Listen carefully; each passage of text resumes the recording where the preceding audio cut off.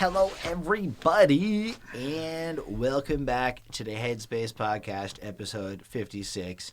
Now, before we actually get into the review of today, I want to do some housekeeping. So I want to start a new segment that I don't think I even told Ryan about yet. It's a fun little ditty that we're going to call Reading a Comment from last week's video that was awesome. And I have a comment here that I would like to read to you. So, honestly, this is a fucking doozy of a long-ass comment. Okay, this might be my fault. And so, this guy's name is Charming Taintman, and it was on our King Crooked review. As you can see in the corner, the King Crooked review is there. Okay, so great review, guys. And I'm not going to read the whole thing. I'm sorry, it's too long, but we'll read a bunch of it. I agree and disagree with some stuff, but whatever. Music is subjective, right? Agreed. It is subjective. Anyway, just a few things. The X in King is meant to stand for 10. 10 times the rapper he used to be. And something off of Malcolm X. He's still Crooked Eye, but he's transitioning to a more political type rapper. A little less gangsta, but kind of, I'm almost like dope-ass comment so far. Then apparently Joel, Royce, and Crooked are all active, and it's really just Joe Budden who retired. Okay. COB, Circle of Bosses, conducting organized business, cash over bitches, crossing over bridges, blah, blah, blah, blah, blah, is what he calls his crew, movement, label. Dude, this comment's amazing. That's all I'm trying to say. Jeez. Guys, if you can leave comments like this, it's truly awesome. When you guys talked about his flow being off, similar to Talib Kweli, but in a good way, it's what we call offbeat flow. Crooked's very technical bass rapper, he pulls it off, etc. Something about the context of how this is part 2 of a 4-part series, and that basically episode 2 is a bit of a slump before it comes in with a banger for 3 and 4. He's hopeful for good shit. The whole Good for Evil is the first album's about Hillary. This one's about... It's like, holy shit, he dissects... Whoa. You know what? Love is given and appreciated in these moments when we come across these things. And so that's why I wanted to start this segment, because so often we get these comments and it means so much. And I like it when people put my fucking comment up on the screen if it ever happens. So I thought we could give that to you, and that's a new thing we're going to do. Does everyone approve? I approve. I super Awesome. appreciate I chose didn't this. really like run. Well, to be fair, there weren't a lot of comments on this one, but no matter what, this would have won. It's the best comment. It's one of the best comments I've seen in a long time. And it's informative, which also we appreciate for interacting with us and letting us know what we either missed out on or anything that It's not a hater. Yeah, and that too. The fact that he took so much time to sit there and think this all through and write it out, I mean, like, that was not like a 5-minute writing I just want to cut in for a quick second. I know it's rude of me, and I do that a lot, but if you're bored with any of this, in the description below, you can jump ahead to when we actually start talking about shit.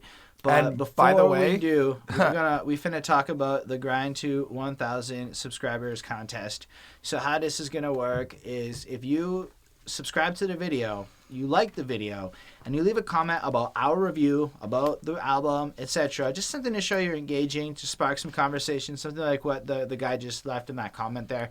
Definitely a beautiful comment. Well, we're going to track all of that, randomize it, and pick some winners. And first place is going to get a $100 Amazon gift card of USD equivalent, plus the right to request a review from us. Second place, $50, plus the right to request a review.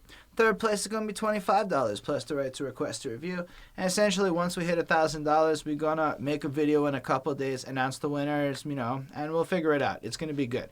So on that note, I think before all of that, I do want to say one thing. If you are new here, this is Prophetry. That's HSR, Did we and say I'm our Chris names? Chrome. We didn't. What's up? I was so excited that I forgot that we have names. So that's true. It's okay. We're nameless today. Chris, why don't you then do us the honors of introducing this long-anticipated, emotional build-up to an album that we've gone through? Well, for this week's Headspace album, we went with the most obvious pick, Eminem's brand new album, Revival. Sorry, G-Eazy. I'm just saying G-Eazy's album came out today. Well, there's Jeezy, and then there's G-Eazy. No, G-Eazy. The rapper. Anyway, so yeah, Eminem's Revival dropped finally. Thankfully, I was able to get my hands on a leaked copy, so I've been able to listen to it a few times. Normally, what? Wait, who is Eminem? Oh, son, we are in for a good time with you today. We're going to introduce you to a lovely... Anyway. Who is Eminem? Oh, is that the D-Antwoord thing? Oh, I don't know if you guys saw that. Oh. Just a quick thing. I'm going to link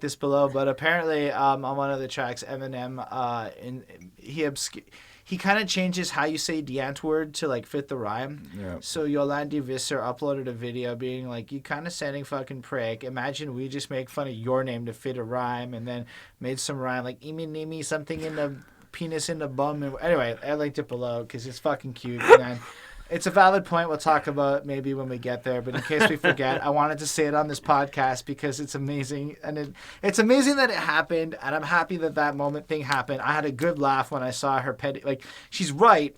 And it's cute. Like, where so many people might be like, yeah, Eminem name dropped me. They're like, fuck you. You said my name wrong. And that was a good moment for me. Nice. I had nothing to do with anything. Sorry. I can't wait to hear that, because to me that's such a strange. As a rapper, if someone like bent my name to fit the syllables, I'd be like, I don't give a shit. Like, but they did, because it's a big point of contention of people saying their name wrong. I get that. Like, French people can't pronounce my name, and I live in a French province, so they can't say H and O. They can go Ulden, and that's what I'm stuck with. So it's kind of weird. Anyway, not relevant. Normally we would introduce how we're connected to Eminem, but suffice it to say we're all big fans. Myself, I love Eminem in terms of his career. It's been significant. In fact, I described it at length if you check in the corner in the Marshall Mathers LP review that we did. Christopher, why don't you tell us, and then go ahead, tell us about your one-sentence review of Eminem's connection. Oh, well, everything that I know about Eminem is since I first started with one of the first albums. I think it was like Curtain Call, or even the Eminem Show. Sense. All right, cool. So on that note, we reviewed the Eminem Show, and Chris talked about it more up in the corner. He likes Eminem, right? You like him? I do. You're well acquainted with Slim Shady? Yes. And Ryan, why don't you plug that album we just did while you describe your one sentence? So, we did a review on Infinite already. Yes, you guys should check it out. At the end of this video, it will be referenced. But That's even right above your head. You know, I have listened to probably almost all of Eminem's work. Yeah. I've been a fan. I mean, he got me into hip hop in the beginning. Same. I have mixed feelings as an adult. Some of my perceptions have changed, but you know, I have a lot of respect for him as an artist. Very fair. Well, I'm glad you made that super great, and we got to speak about Eminem like I asked for. We did, because I wanted to talk about something a little more fun, because Revival had the sexiest campaign, I think, all year. Why? Because it baited me like Kendrick's double album theory baited me. That was the last thing to really bait me. I was so hopeful for the double album theory. Yeah. But this was more interesting, right? So let's just recap it as it like happened, right? So Yellow Wolf releases Trial by Fire. And then I think Paul Rosenberg is holding the album, and in the background is the Revival poster. And the way that you get to start on this conspiracy or this theory of whatever is the backward E that is Eminem is notorious and then for. You go to Revival, whatisrevival.com or whatever is in this hilarious. poster. And it's a giant website. I don't know if it's still up. If it's still up, I'll link it below. But I think the domain expired. You can still see kind of like a picture or an image of the website. If you go check out on Genius on the Revival album, it's a picture on the back. Sure. What I'm going to say is if the website's still up, because I think they were going to close it after the 29th or after. Maybe it's still up. Anyway, so if it's still there, I'll link it. If it's gone, oh well, you missed it. But it was basically just full of it had this like trailer for this drug ad, and it was all flowery and had all these words that were like references like sweaty palms, weak knees, just symptoms. It was very creative. It was very creative Yes. in the sense of actual symptoms and an actual drug. Like for a minute, it had some fake symptoms that were just direct quotes from Eminem. Yes. But it seemed like it seemed like it was an effective thing. There was a phone number. If you called the phone number, the first real dead giveaway clue was the I Need a Doctor piano loop was the background. And then if you waited like 3 or 4 minutes, there was like, congratulations on waiting this long, motherfucker, or some shit like that. And you waited at the end. Yeah. This is all on YouTube. You can find that shit. And then he finally started playing along, and Walk on Water came out, and we were all like, yeah. Well, when Ryan broke the news to the group that Walk on Water had dropped, if I recall correctly. Yeah, I sent them the link. When he had an open live show on Shady 45 on his show. That's way later, and you're not even going chronologically, and that's why you are not the chronological storyteller, Chris. That explains everything. So, we've been through this on the Orville shows that we've covered. Basically, then... So Walk on Water comes out. Now we all think an album's coming. And everyone just made the connection that Eminem was going to drop an album in November because the last several albums had come out in November. So everyone was just like, he's got to do it. And then one website basically confirmed the 17th, I think was the date, whatever date we were hyped for, and everyone just believed it. And then there was like this Shade 45 interview on that date. The album didn't drop. The internet got mad. Twitter hyped. The shit went trending. It was crazy shit. You know how everything they wanted. And all the hype happened around it. And then we were duped. So we recorded the Infinite review that week. That's why it came out now, because in the review we wanted to drop it the day Revival came. We weren't actually sure it would be a month later, but it was. And then it finally got the real confirmation of the track list got leaked, the December 15th date got leaked, confirmed, and then this album. Oh, did you guys see how he released the cover? I want to just segue into that quickly. How he released it? How he released it. No, I didn't. Without even talking about it. So, in 2 separate parts of Detroit, he worked with the city to get these projectors set up.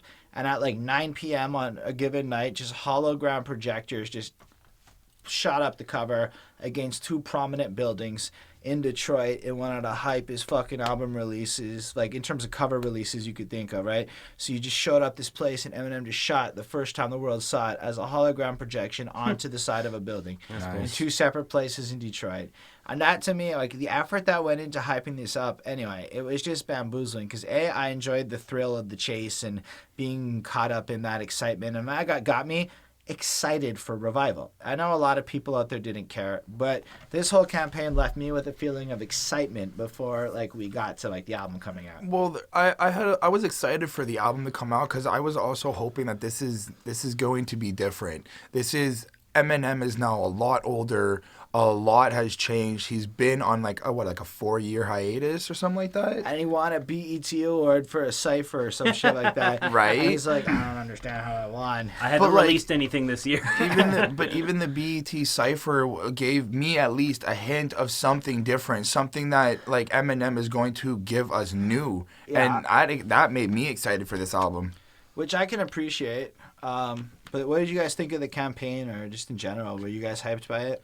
Yeah, I liked the website a lot. I didn't see all of those maneuvers, so some of this is like the first time I'm hearing about like the projector, for example. Right. For me, I've been like in a weird place with Eminem because I enjoyed Recovery. And then I remember thinking when the Marshall Mathers 2 LP came out, I kind of was like, I like this album way more than I thought I would, but I also feel like it's going to be hard for him to outdo this. I think that this should be his last album, and that would be great, but it probably won't be, and I'm worried he's going to like mess up his legacy or something like that. And some of the songs he released in between had me also pretty concerned. So I kind of had come to a little bit dread the possibility that he would not. So for this album, I had no expectations. Zero. I walked into it with no expectations, kind of just like, I guess we'll see where this takes us. If I may, I want to touch on the idea of expectations. I also ended up at a no expectations approach on this album, simply because I thought about it. What could I expect of a guy who's already proven he could do everything, right? And I thought about it after Walk on Water had been released. So, like, I was thinking about it for a minute, just listening to what that song had to say. And it got me to this point where instead of trying to figure out what I wanted out of an Eminem album, I let that go. And I wanted to see what Eminem was going to give me in an album so I could appreciate it. And that was my mentality kind of going into it. Yeah, that's fair. Interesting. I think, the inherent challenge that I kind of saw for Eminem was that he doesn't want to let his fans down. Yeah. But as a result, it makes it difficult for him to innovate because he doesn't want to take giant risks that could fall short like he did with Relapse, for example. Right. And so I think that's been kind of a challenge that I've noticed from him is like, how can you evolve without losing the things that attracted to people in the first place, Okay, but Chris, you haven't said much here. Do you have any thoughts? The only thing is I had expectations for this album. I do believe, after discussing with both of them off camera, that I should have went in without, but he's older. Explain them. What are the expectations you had? I expected him to be what we got from the album. I expected him to be older, more mature. I did expect him to have his weird, silly antics, but I do think that at a certain age, when you're past 40, past like, I don't even know, what is he, like almost 50 now? 45-ish. Okay, 45. There's a different... Ish. I can't look at you the same way as killing and raping and all this that. stuff. I can appreciate throwbacks. I can appreciate stuff like that, but I can't... If you claim that you're still killing and raping people, I'm just here like... Okay, we'll get to any of those specifics that come up on this album. Let's talk about the title, Revival. Obviously, it's linked to the Relapse and Recovery series. Yeah. Part of me kind of wishes I'd listened to those two albums prior to this review. They're really but I great. really just didn't. I was so caught up in like other stuff I was doing. So yeah, I love the title, Revival. It sounds like a great way because it doesn't necessarily close the story. It's just another chapter, but a good part of the chapter. It's like the album, like you're almost excited by it. And then that cover, which is his hand in his face over the American flag. It's like a literal face palm. God, I and didn't it's the even American notice he was flag. there. And I love the cover because it shows like two things. It shows Eminem showing remorse and remorse over the country and its current things. So it's very much like you get this sense of introspection and politics, which does get delivered on in this album. The idea of revival for Eminem and his country, it's pretty profound, well-timed, and I don't hate this at all. I think it might be my favorite Eminem cover for the times. Yeah. Without nostalgia kicking in. I think it's brilliant, and I appreciate what he did with it. Nice. What did you think about it, Chris? For the record, I'm going to be the stan of this podcast, calling it myself. To be fair, I didn't even notice Eminem was on the cover. I didn't realize once Holden said it, I was like, I could see the hand now, I could see the face. It's great. It's amazing now that I actually know I still, with the name Revival, I still had this thought of being anew, reviving something better, restarting again, trying to be better. Knowing that Eminem's on the album cover, that's pretty crazy as well. Yeah. The American flag, obviously, I got a little bit of a political sense. I was like, okay, he's definitely got some stuff to say about his country, stuff to say to his people. The thing I like is the way that he wrote Revival in the top right corner. It's kind of like slashed out halfway through, so you only get like the top letters. I like that. I think that it was pretty interesting. So. Coolio. Yeah, it's interesting. Holden had an interesting observation about, Eminem in the background showing kind of this shame. Mm-hmm. That actually makes me like it a little bit more. Personally, I felt, and I mean, this kind of is a spoiler alert, I felt like the album cover didn't really give me a full sense, a full appropriate sense for what to expect from the album. It to me, it was an implication that this album was going to be kind of thematically focused on the type of issue that we saw him present with that BET cipher about Trump, right? Which is covered by the album, but it is not the thing that this album as a whole is about, and I found that kind of a strange choice. But aside from that, it's fine. I feel like it fits some of the songs quite well, but it doesn't necessarily conform to the I album. didn't feel like it fit the album really until we were like it kind of really clicked as we started talking about it just now. But since we're almost 20 minutes into the podcast, Well, I feel let's wrap it up in this just little portion. So yes, you're gonna say what you feel. Fuck. I feel like it actually does represent the album since, first of all, But it everything... came to me in hindsight. To you. For me, I already got a sense of, again, the American people, his society. You didn't even see Eminem in the background until we I started. get it, but I'm talking with what I saw from the flag. It's all about his country and his But people. the other so half of I the feel album like... is about him and his story. Yes, I already assumed that. I kind of... So that's what I'm saying. You couldn't have a proper opinion if you didn't see the whole fucking flag. Fine. Thing. That's all I'm saying. So let's talk about the fucking Walk on Water single and etc. Getting to swallow, so I scrap these. This pressure increases like khakis. Walk on Water is a song that I think a lot of people don't like because honestly they're fulfilling exactly what the song is describing. So on the one hand, I honestly smile at the irony of people hating on Eminem for failing to live up to the expectations of what they think he should do with a single on a song that addresses how people are exactly that. It addresses the same thing, the expectations and living up to them and shit. I love it. I love the irony of that's the reaction to people, Yeah. right? Yeah, it was pretty on point. I love the use of Beyonce on this. When I heard it and I heard the chorus, and the chorus is lovely and she sings it amazingly. Yep. It made total sense because Beyonce is one of few who are at his stature, and there's almost nobody else who could have sang that and had the words carry the truth as if they came out of Eminem's own mouth, right? And I know Skylar Grey wrote the chorus and all of that shit, but the fact is Beyonce, toe for toe, is as famous and powerful as Eminem. Yep. So it made total sense to have her on it, and I loved it. I like the connection of walking on water when it freezes. Now, of course, in representation of the song, I feel like they're talking about and describing how we as fans idolize them and look at them as gods and legends, and we put them on this higher pedestal. And they're kind of just here trying to explain to us, like, look, you might look at me as a god or somebody that powerful, but just remember, I only walk on water when it freezes, and I would take that as help. In terms of, I've also had help to become this far. It's also more than that. It's just like you. Just like, because the idea of walking on water is Jesus walked on water. Right. Yeah. And the idea here is I can only walk on water when it freezes, like you as a person. So it's the only time I mean. Exactly. So yeah, I'm just saying it's like we're only human, right? Just like you. Like the lyric is, I think I'm only human. Anyway.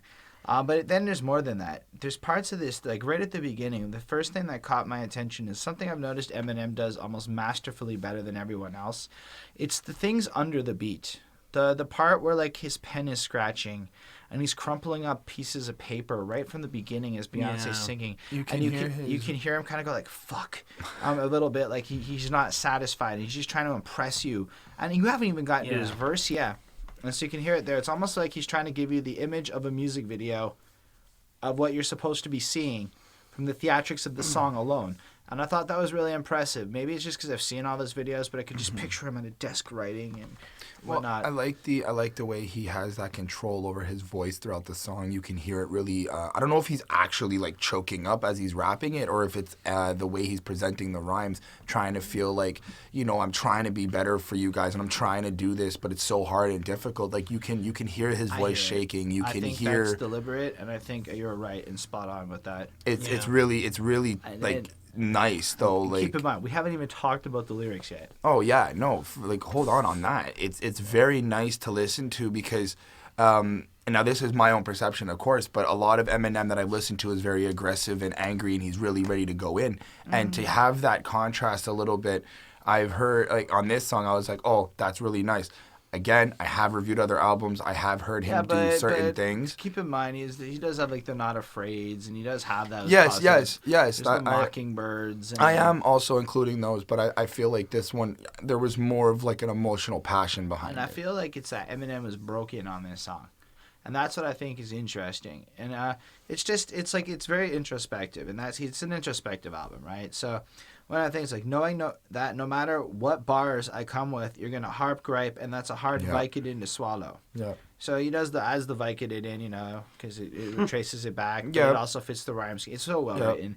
But it's just that idea that, like, and he's right. He could have written anything, and he's going to piss off half the world no matter what. And that's got to be like you've already proved you're the best, and on top of that, you have to outperform yourself. And on top of that, no matter what you bring, somebody's going to get pissy. And I wanted to also say something. He also says, and quote, "I'm not God sent, Nas, Rakim, Pac, Big, James Todd Smith, and I'm not Prince." So, and I like how this is not the first time he's dropped a list. Back on Till I Collapse, he drops a list of his favorite rappers that he deems are better than him. And on this track, at least for me, I'm like, here's Eminem again going like, listen, y'all idolize me, but this is who I idolize. Yep. And this is where I kind of stand. So as much as you think I'm a god, look at me more as But allow me to go one step further on that idea by quoting something from the next verse, right? So in the next verse, he kind of addresses it's weird. He's kind of like, I've grown up, but because of that, you guys like me less. And it's really expressed with this line. There was a time I had the world by the balls, eating up my palm. Every album song I was spazzing the fuck out on, and now I'm getting clowned and frowned on, with the implication that now that he's older and he's wiser and he's not saying the same degree of crazy shit, people are really unhappy with the work he's doing. So basically, like, it's funny. Coming into this, you may have heard it if you've been around for a while, but I kind of want my 45-year-old men to sound like 45-year-old men. I'm 30. Yeah. Sounding like you're 20 doesn't do me anything. I kind of need some people in the music game to teach me a little things about the shit my dad maybe failed to communicate to me, right? A lot of us go to music to get some wisdom. So seeing a guy like Eminem come at it with this humility and stuff, to like even just see, even Eminem feels these things, it makes like my life better in a weird sense of way. It makes it like, more you can connect real. to him. It makes it more real. He with this, I feel like they're both. And you know what? I wanted to touch one thing on Beyonce, and Ryan has to speak after because you've been very, very quiet. The thing with Beyonce is, you can hear in her voice that she completely agrees with everything Eminem is saying on the verses. That she as well is also feeling that underwhelmed pressure of trying to live up to what we, like Queen Bee as we put her up there. And the more power throughout the song on each verse with Beyonce, you can hear it more that she's also kind of asking, like, guys, get this through your head. Like, we kind of need a break. And I think they like break it down with the last part before Eminem does his blah, blah, blah, blah, blah, bitch, I'm gonna stand part at the end. And if I would walk on water, I would drown. And that line to me, like, it really, like, it sat with me for a minute. And I was like, damn, it's probably true. That's what happened. These aren't gods. They are people. And they are letting you know that they don't see themselves as gods, like you've said a bunch already, Chris. Good and insightful shit. And all of that's pretty good. Like, honestly, I love the minimalistic beat. I know Ryan likes to talk about beats more than me. He does it better than me. But I think that altogether, this song swelled up into this really emotional package that, keep in mind, I've listened to this album about 7 or 8 times since about Wednesday evening, so I've had a bit of time to absorb it. And I've listened to Walk on Water a few times before that, and I can tell you that the more I listen to it, the more I like it. So I gave this a 5. It never got annoying once. To me, it's a very beautiful, perfectly crafted song. Nice. Ryan, go. Yeah, I thought this was great too. I remember after we had listened to it, when we were recording whatever song of the week was at the time that this came out, I mentioned to these guys that I was pretty sure it was going to be the intro, and neither of them believed me, but I called that shit on the money. Props on that. So the thing is that, It's and true. the reason, I validate. The reason I thought that this was going to be the intro was because there's a power to opening in a very minimalistic fashion and having the real focus be on the artists themselves and which is almost always the case no matter what, but even have like a more minimalistic than normal instrumentation, and we get just that with this song. The piano is there and it's simplistic and it's got a nice melody, but aside from that, there's no percussion. The percussion is Eminem. And like Holden said, we've got this great, paper ripping sounds that are kind of animating the scene for you. You can almost see Eminem frantically trying to write all this stuff. Eminem is an artist who people have said for, a long time, the people who know him, that he is a crazy perfectionist. He works insanely hard on songs, and he spends a really, really long time. This song almost gives us like a little bit of insight into that. Explanation as well. Right. Like when he's describing how he's in the car at that point, and it just sounds like, this shit is garbage. And then he's like, how he addresses things like how even though God's given him all this success, another thing that's interesting is how he's found God in his life. And it's over the album, he mentions it multiple times, but not in an aggressive way, in a almost... literally, God, why can't I please you or please anyone? And right. It's just, I know it sounds strange, but to see a man like Eminem humble enough to admit that this is his reality, it makes me a little better able to swallow the bullshit that is my reality. It makes sense though, right? Because the big thing about Eminem, and this is more true now than ever, but I think it's always been true. A lot of people learned about Eminem through the shock value of certain songs, but I think a lot of people stayed for the introspection and the self-critical analysis that he has, because he's never really purported to be, this perfect person. It's everyone else who's put him on this pedestal, which is what they clearly describe in this song. Right, exactly. And just to throw it out there, this is going to be probably the longest review. Yes. I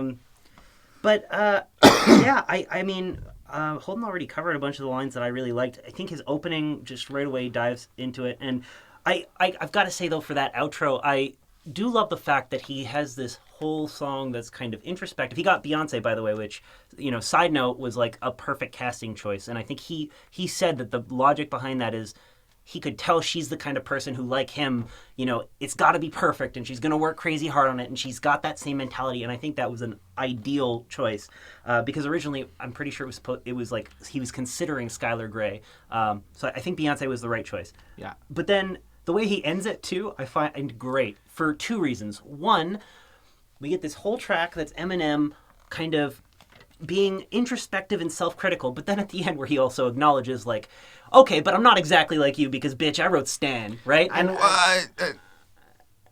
I'm agreeing with you, Ryan. That's exactly a great impression.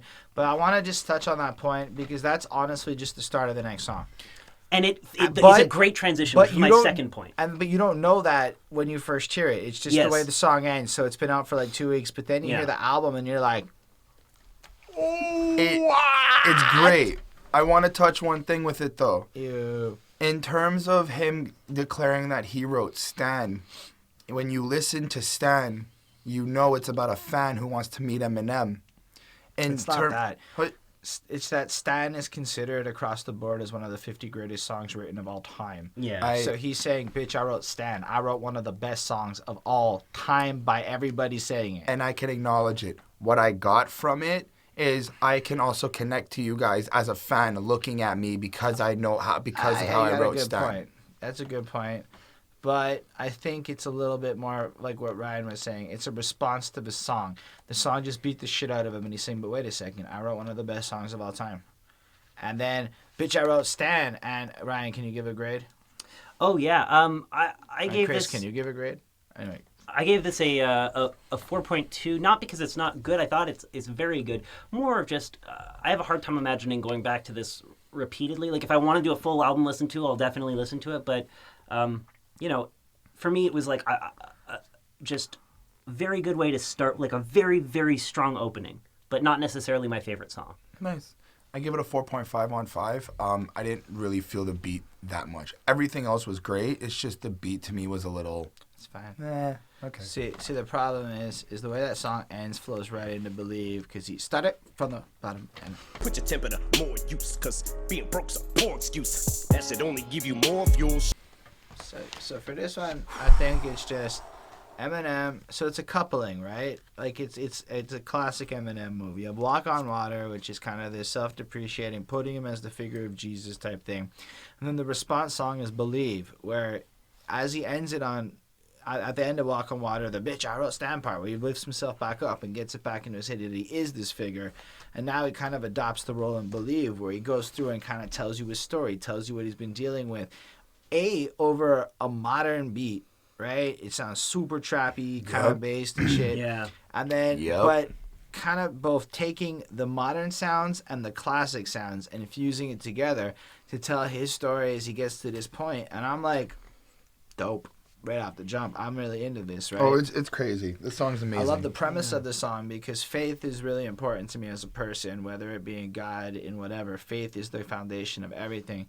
And as a fan, without the faith of the audience, without the faith of the people out there watching you to like actually make you believe you can do anything, well, then you don't have that thing. So, I mean, that's what this is. It's like, fuck, he's got a lot of crazy lyrics. Like, I mean... Well... That's what it's like when the mic is out, because I'm tearing at your flesh with it till your larynx neck and split with these lyrics, weapons, expert.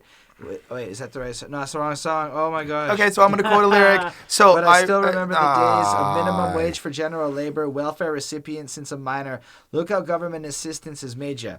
And I wrote that down because I grew up with government assistance and shit, and I'm doing much better now in life. And you never forget it. And it's just interesting because Eminem, millions of dollars, crazy successful career, really still remembers what it's like to grow up with government assistance and food stamps and things like that, which is fucking whatever. I don't know. You can say your part in a minute, Chris. Fucking calm-toi.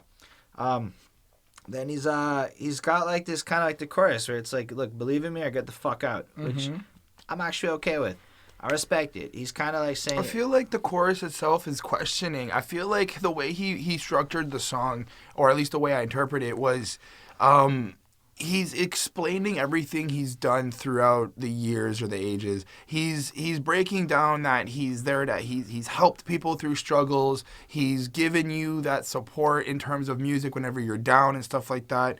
And now that he's changing, and now that he's getting older, or he feels like he's lost some type of like mojo, that he's questioning the fans, like, do you still believe in me after I've given you everything? Yes, with an immediate, and if you don't, get the fuck out. It's like the next line in the chorus. Okay. And so, and then, I don't know, it's got lines like, man, I know sometimes these thoughts can be harsh and cold as ice. To me, they're distinct plots. I fling them like slingshots and so precise. So you might want to think it over twice. When you retards can roll the dice, but beef will at least cost you your career because even my cheap shots are overpriced. Because he's also kind of like showing how, like, the industry, the people around him aren't necessarily taking him seriously. He's being debated. Is Eminem this and that? Like, he's like, wait, you guys don't believe in me from a fan level, from an industry level, from an everybody level. And he doesn't understand how, after everything, it's still a conversation. And I wanted to mention as well, and when he says "believe in me," there's a deeper voice that goes "believe in me" or just "believe." Yes. And in previous songs that Eminem's has, he's always had this like devilish sound, devilish voice, interpreting or trying to represent another character of his. And for me, I heard that deeper voice, and I was like, is this Eminem showing that his other personality still wants people to believe in it? I guess maybe I'm reaching out too far, but it's something that kind of stuck with me in terms of the production of this song. I think he has a lot of layering in his production, a lot of little. I think he was just trying emphasis, I pictured him standing on a canyon with his arms out, spread, like, do you believe in me? Like, he's trying to emphasize volume and passion and power with the effects. And then he's just got, like, a couple of little trappy flows and things that he interlopes into with his delivery.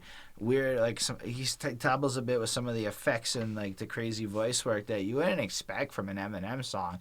But I feel like he's just trying to show you that he can do it. One of the things that I think about this track that's pretty incredible is the amount of rhythms and flows that he ends up kind of like delivering throughout it. But then it's the puns, the excellently delivered puns like this one in particular. And I'm gonna get you jacked up like you're trying to fix a flat when you struggle with despair or despair. Despair. But he says despair, but he's saying that it's almost like an A+ level of writing. Look, I think this song has great production value in terms of it. It's got this passion, this emotion. Maybe it's because I've been loving Eminem for so long, or maybe it's because it really is just so eloquently. But as an artist looking at this song, I see a million little, maybe not a million, but lots of little things I can study here on how to better improve my songwriting. I have like almost a motivation to memorize this song for the first time listening to an Eminem album in a long time, because it might make me evolve a little bit as a person. And I got that sense from this track first, which was really cool because of all the subtleties throughout the verse. If you really go listen to it, listen to the little where he chooses to add a second layer, where he chooses to add an effect, how many changes happen. Strategically placed throughout the song and constructed and produced on the song is just, it's there for a reason. There's emphases for a reason. There's drops in the beat. There's sound placements for and it's to also capture your attention at certain points. It's not just to keep you dragging along. It's to like, hey, get back onto this. I made a little joke here, but let's get back to this. And he changes you and he keeps you attracted with the music as well as his tone and his voice. Anyway, I give this track a 5 because I think it might not be like music I'm gonna go, oh my gosh, Eminem's bangers, but it's not an album about bangers. Eminem took the time to create a perfectly constructed series of masterpieces. I don't think any song on this album really qualifies as a single in the way Eminem used to release singles. Be that as it may, I think every song on this album has a point and a message and something to talk about beyond just the quality of Eminem's a dope-ass rapper. And that's amazing to me. And anyway, 5 on 5. So I have this this realization right now as we're doing this. This is one of the challenging things with doing a review of an album that just comes out is that, it's we're still processing it, and I think that's fun. I just no, I know, but I just want to be clear that with this album, it's like I'm very clearly not done processing a lot of this stuff. I'm still thinking about it. One thing I just noticed was that one of my frustration points with this album was that it felt very much like there was a lot of singles in it that appealed to a lot of, or most of Eminem's past kind of demographics for different albums, which I still think is true. But what I'm kind of realizing now, too, is that he's done something here that, while I was critical at first, I am now starting to think about in a positive way, which is I was frustrated that this album seemed like it wasn't focused enough on a single theme, but instead it seems like he has found this interesting compromise pretty consistently, and you'll see with other tracks, between making songs that are standalone and making like a full album that is like a fully driven theme. Mm-hmm. And what he's done is he has these mini sections of the album that correlate to like particular subjects. So for example, this song is, you could very easily consider it a second part to the first song. Exactly. Because it does a full U-turn. Like that like original song that we heard where he was self-critical immediately transforms into this song where he is confident and strong and is not afraid to state it. But by doing it this way, he's allowed himself to really self-examine himself from both sides of this spectrum in a way that feels very fair and he can approach being egotistical and it doesn't come across as egotistical. It's like, confidence. It sounds like he took the approach of having an actual conversation with somebody. Honestly, on a level of understanding into music. Literally every album we reviewed. It's almost like a classic Eminem staple. Yeah. He writes a song and follows it up immediately after with a response to the song. I gave it a 5 on 5, by the way. Like as an example, like there on the Marshall Mathers LP, he has like Marshall Mathers right after like Remember Me or something, or no, something else like that. Like, well, the one right before it, it's about like Eminem and Slim Shady, and then the other one's about Marshall Mathers, and it's a coupling of ideas. So I find it's a consistent thing if you really look at the subject matter of his songs. Yeah, even but it's not even the mini story arc is something he did in the Eminem show. So it's something I find has always made Eminem's, at least the good albums, stand out, is that he does both coupling the songs together and mini album arcs along the way to carry consistent themes. I don't think I've seen something quite this well done, though. It feels like he's become very polished. Check out the Eminem show review. Yeah. We cover it in a way where it actually does kind of have a little bit of what you're saying, and that was one of my favorite albums by the guy, and for certain reasons. He did it a bit on the Marshall Mathers LP, but in a less direct way. But on the Eminem show, it's straight up that level of clarity. But I appreciate you bringing it up like that, because I agree. It's one of the things I noticed about this album. So I did notice the first two, and it's really relevant because of the third song, which we can get to inevitably. But it actually flows well into that thematically. Yeah. Just to say quickly, that as far as the production goes, it's a really smooth, nice transition from Walk on Water, which, fits because it's a continuation narratively as well. The beat is kind of trappy with this sweet piano melody, and I think, Eminem sounds best here when the drums go quiet and his vocals become the only percussion. There's like a section where that happens, and I quite like that. But, anyone who's listened to me enough knows that I tend to have a bias against trap beats. That's true. Most of the time. Not all the time. And for that reason, I don't know how much I like the beat, but I do like the melody, and I think that the tone fits really well with what he's talking about. So, he's got lines here that are, like Holden said, it's like wordplay, and Eminem is one of the rappers who's really good at this, taking wordplay that you have at the same time as you're pushing forward a story or a narrative or a theme. He's got this line about proof in this song, and my phone just dropped my place. That's okay. That happens. Here, this one. I used to play the loser victim till I saw the way that proof was driven. I found my vehicle and I haven't ran out of gas yet.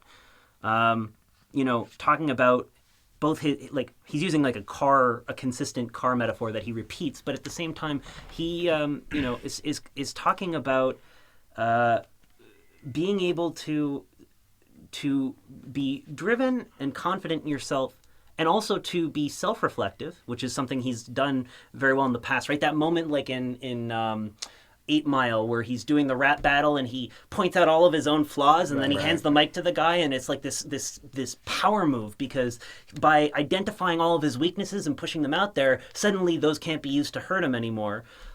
That's kind of what I drew from that moment, and it seems to fit well thematically with this transition we get from, the first song being very self-reflective and the second song kind of moving into this, but I still believe in myself, I'm still a strong figure. So I did quite enjoy the song, but I didn't love it. As far as like the beat goes, I gave it a 4.4. What did you give it, Chris? 5.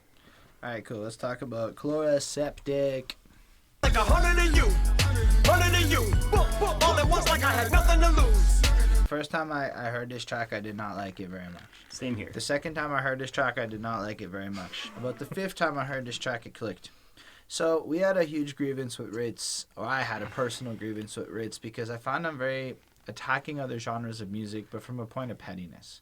And it often it sounded like he'd rap, fuck these types of rappers, you guys ruining the culture, I'm the best kind of rapper there is, blah, blah, blah. And then the token example is how he mocked the thing on Dork Rap, and how he did this whole, like, verse, and it's really a well-done and a well-executed verse, but the way he makes fun of them and stuff, it didn't sit right with me. And then I realized, when I listened to Chloraseptic the 5th time, that Eminem was actually doing what I would have wanted out of Rates on this song. So allow me to elaborate what I mean without Chris Chrome interrupting me 15 times to interject. He has his turn. Yeah, buddy. So he comes in and he's first of all establishing that this is about hip-hop to him. Words are his weapon. And he brings that in with what I quoted in the last part. That's what it's like when the mic is out, because I'm tearing at your flesh with it till your larynx and your neck are split with these lyrics, weapons expert with, like hair extensions, extra clips, and you're scared to effing death of it. Bitch, you're staring at a legend. And he does this because he's talking to the same rappers in the same way that Ritz may have attacked mumble rappers or something. And we know that he doesn't necessarily like mumble rappers, but what he's doing here is he's reminding everyone what hip-hop's about, and that he is a wordsmith. And he is going to use his weapon of choice. Now, where the song gets his brilliance is when he just starts copying their flows in the middle of the song. Yep. And he starts adding their effects. Yeah. And when it really, like, you get to the chorus, and not like 100 of you. And he's just like, you're like, oh. And you know what? When you really listen to the words of what Eminem's saying the whole way through his song, he never compromises his lyrical integrity and dopeness. And there's even parts of this where it's like the first time I heard the I want to fuck your girlfriend part, I was like, oh, Eminem, why did you do that? But then I realized what he was doing was teaching them how to properly write a verse about fucking your girlfriend. He was like saying in and of itself, look, even when I do this, I do it better than you.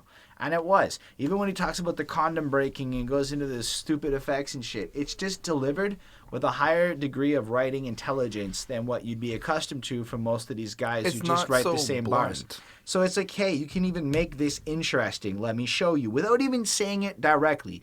Just by doing it. Living up to the do as I say, not as I do kind of mentality that comes through it. Then he's got another few interesting lines. Like, well, I still have a few views in common with you, because he's kind of like talking about how everyone's the same and they all breed the same air and shit. I have a few views in common with you, just not on YouTube. And I was like, oh. And then I thought about that, and he's saying, like, y'all have to go on YouTube to share your views. I just don't feel the need to do that. I kind of, write my songs and I do my shit. I'm not this celebrity up on YouTube. That's maybe shots at us, but that's okay. We're not Eminem. We're trying to share our views on YouTube. That's what we do for views.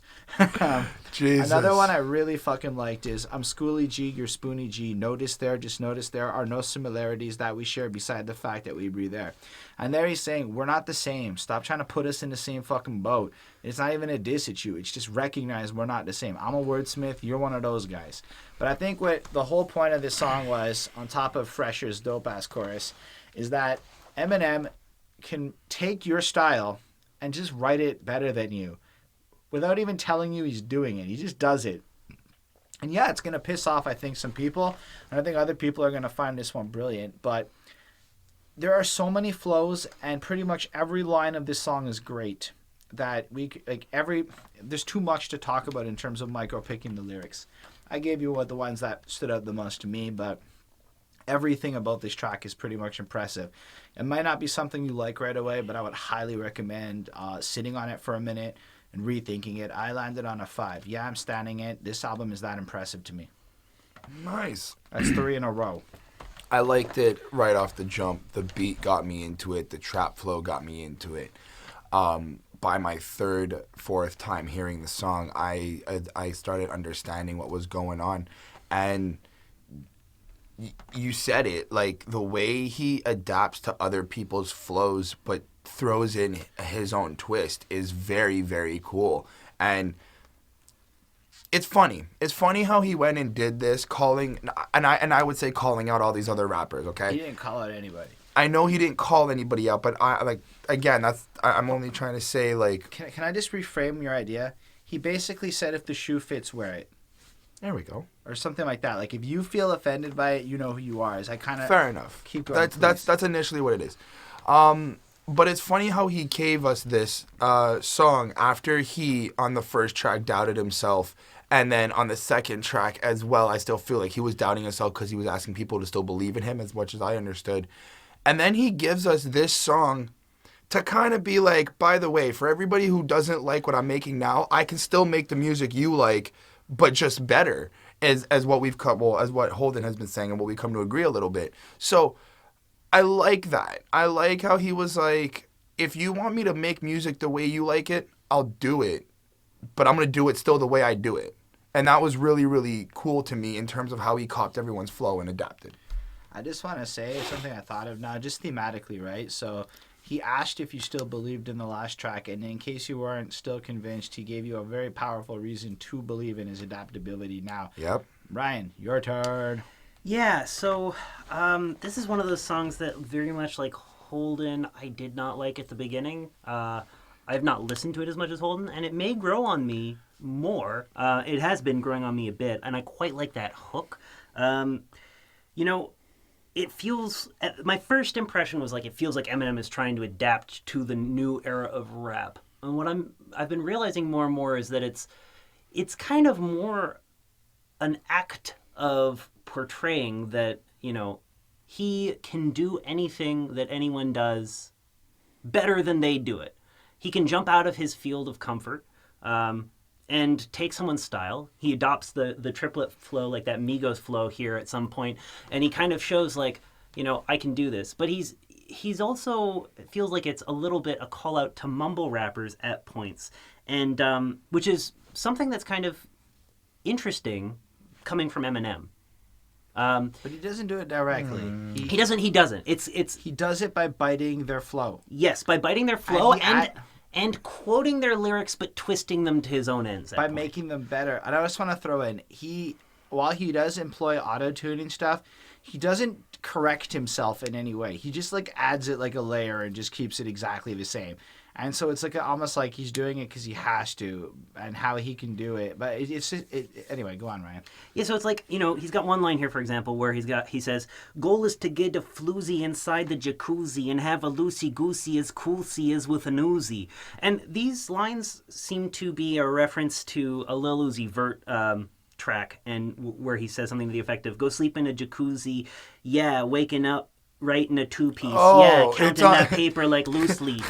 Waking up in a two-piece, counting that paper like loose leaf. It's the Bad and Bougie verse. Right.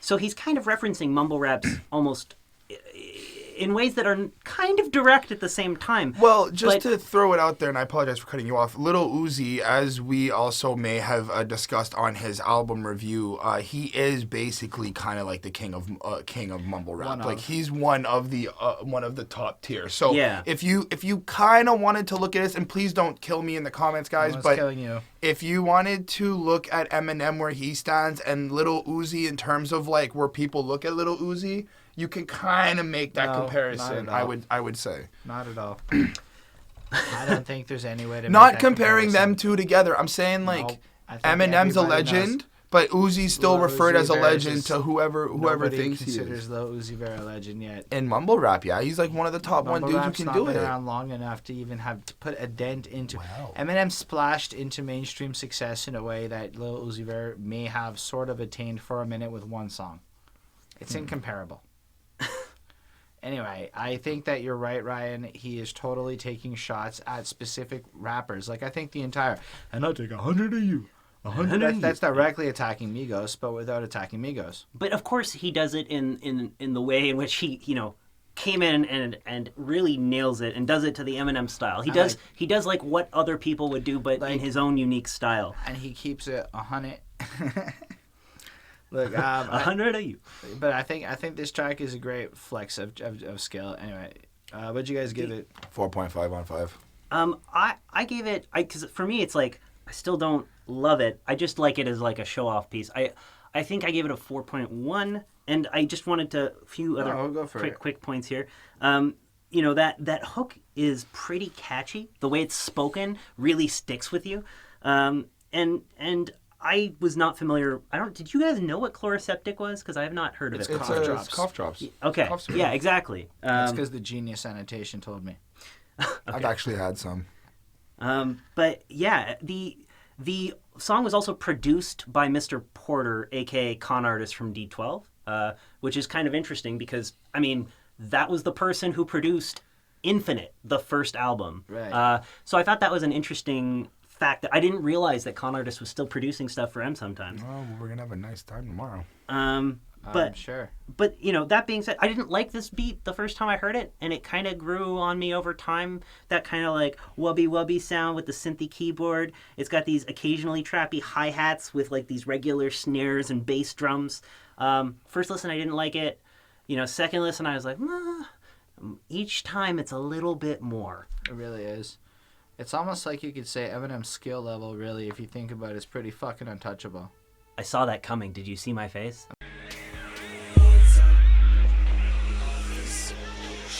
So after hearing I'm Not Racist by Joyner Lucas, I have a little bit more of a trouble with this song than I would like, and it's all philosophical. So I'm going to get that out of the way. And it starts with this beginning part. Hands up, officer, don't shoot. Then pull your pants up, promise you won't loot. We may never understand each other. It's no use. We ain't never going to grasp what each other goes through. And then he goes into his black boy, blah, blah, and he rolls through it, and he drops all of it. It's got that kind of like old school hip hop kind of feel to it in the way this first part comes in. Then it flips halfway through after, and then the whole first part's about cops. He's like kind of talking from the perspective of a cop and how he hates whatever. And then he flips into the perspective of a black guy who's poor, and he's almost arguing it and justifying it back. And he makes so many eloquent and excellent fucking points. But my problem with this song is at no point did I ever get the sense that we can solve the problem. It's just the problem. Whereas when I heard the I'm Not Racist song, Yes. it ends with the two dudes hugging in the music video. It's saying, we're having the conversation, we're starting the conversation, it's going to be a process, but hear me each other out. And that's my only grievance with this song. And because Eminem's a white rapper approaching the issue in the way that he did on his album, releasing it as a single and everything, I feel like it's just worth bringing out my one grievance with the philosophy. His intention's excellent, but without that element, it's almost like Eminem's capitalizing off the situation and making it about his perception than really actively looking for a solution. I agree with you. I am going to play devil's advocate for 1 second, because one thing that just clicked in my head, though, is that Joyner Lucas's advantage is that a lot of that message was communicated visually in the video. Like that hug at the end, for example. I don't think there's any audio reference to it. I think it's just But when you hear see the it song happen. without the video, I'm telling you... Yeah, the message still comes across, right? And I don't disagree with the fact that because Eminem's white, and I see the value in writing on this subject. Like I personally would love to, I'm writing a song that approaches subject matter like this. But I think that it's worth recognizing that when you're white, if you're going to approach subject matter like this, at least like make it clear that white people can in fact see the other side. Because if you don't make it abundantly clear, you're not realizing how stupid white people can be about this subject, which I think you're effectively communicating, but also maybe missing the point on. That was it. That was my grievance. Otherwise, the track's fucking brilliant in its composition, and it's got this almost like, I would call it Rick Rubin-esque feel to it right off the jump. Yeah. I'm not sure if he produced this one, but I wouldn't be shocked if he was involved in the production of this one. I think But, he is. Pretty sure. My favorite parts of this one lyrically, and I want to spend less time on this because I'm certain this song's been covered to death all the way through. Like, to me, it's one of the least interesting tracks on the album to really delve into. But black boy, we don't get your culture and we don't care what our government's done to fuck you over, man. Or don't tell us your attitude's a result of that balderdash, because he uses balderdash. It's amazing. Where'd you get that new chip on your shoulder at, you know? And then the other part where he's like kind of talking about Black Lives Matters a bit. As Dallas overshadows the battle for Black Lives Matter, we fight back with violence, but acts like that are black eyes on the movement, which makes Black Lives matter, like matter. Get it? At cops and cops matter. That's why it's at a stalemate, etc. Which is like, okay, I appreciate that he's showing this super awareness of the conflict and the situation. Like Eminem is basically being a journalist on this song, reporting his perception of the current political climate. And then he's got lines like, or be that into characters just to see that just to be black, you better be strapped with a derringer or be, and this is my favorite pun of this song, capped in America like Steve Rogers. It's a good line because it's Captain America. Anyway. Right. And those were the ones that really stood out. Like it's 6 minutes. Most of the bars in this track are worth listening to. Will get your noggin going. I don't know what it's like to hear this song as a black person, but as a white person, I felt like I get what he's trying to do. But I didn't feel like Eminem believes there's hope for the future. Interesting. I had to listen to this song a couple of times to really understand what was going on. I made the connection to the Joyner Lucas video and what he tried to do. For me, I feel like Eminem is just trying to spark a conversation the same way that Joyner Lucas did, but Joyner Lucas did it better. He had both sides. He had the representation. He had a video. He just did it better. First listen, I felt it to be a little racist, a little offensive, the same way that Ice Cube uses the N-word to make it sound aggressive and to make you kind of want to hate using that word. That's the same feel I got when Eminem was saying black boy. I felt that like kind of disgust, that anger. I was like, okay, I can see that. It just felt very heavy, and I get the reason why. He's trying to bring light to, like, this is how cops are treating black people, and this is what he sees when this is happening. So I get that, but just that first, without really getting through the song, it just felt racist a little bit. Why? I don't know. Like, just I don't. Like to me, right from the beginning, he says, hands up, don't shoot. I know. I mean, it's obviously going to be a song about racism. I know, but I guess I'm saying racism in a bad way. Like, just the way I heard it the first time. Again, this was only the first time. After that, when I really started clicking and I got into the song, I really understood where it was coming from. So I guess the moral of the story is make sure you listen to what somebody's saying before judging them on what they say. Yes, that would be the moral of the story. I'm not sure what you were going with. Don't worry about it. And then the other half, he is, like you said, he took on the role of what I guess he would perceive as a... No, he factually lays out the plight of the black man in his point of view, but he really takes on the role of the black man, like Section 80S and all of this other shit. Like he's making it like he is that person, and he's almost explaining back like why are you surprised we're violent, dude? We're like this, and that's where it's like whatever. It's not about compassion. It's not about understanding. It's like, you're violent because we have to be violent. Responded with, yeah, but we're violent because, and it's like, all right, but maybe there was a smarter approach to this. Like even the BET cipher, because it's comparable, was very much like lines in the sand. Trump, you're wrong. I'm a rep the good. Blah blah. It was kind of like that. I didn't get that sense from this. It just sounded like Emmett. It sounded. You know how people criticize Macklemore's Black Lives Matter 2 for being a self-serving song about his journey through racism? It almost felt a little more like that than it did about actually trying to get to the bottom of anything. Fair enough. Or even to communicate with anyone. Like, I don't know who this song is for, is I guess my biggest thing. That's why I kind of really think it's just to try to spark a conversation, but it just didn't seem to do it right. Anyway, what do you have this face? Yeah, I don't know. This song is like one of the ones on this album where, I almost haven't really figured out where I land on it yet. I like what he's trying to do in a number of ways. I really like, some of the quotes. He's got this I think spot on analysis for a bunch of it, like saying things like sending white cops in the black neighborhoods who ain't acclimated to them, like that's the way to do it, who's seen some fucking videos of rappers waving guns and know nobody black so they act afraid of us. That's racism. The fear that a black face gives them, a subconscious racist. He's right. It's like, stuff like that is really on point. Yeah. His analysis for a lot of this song is really strong.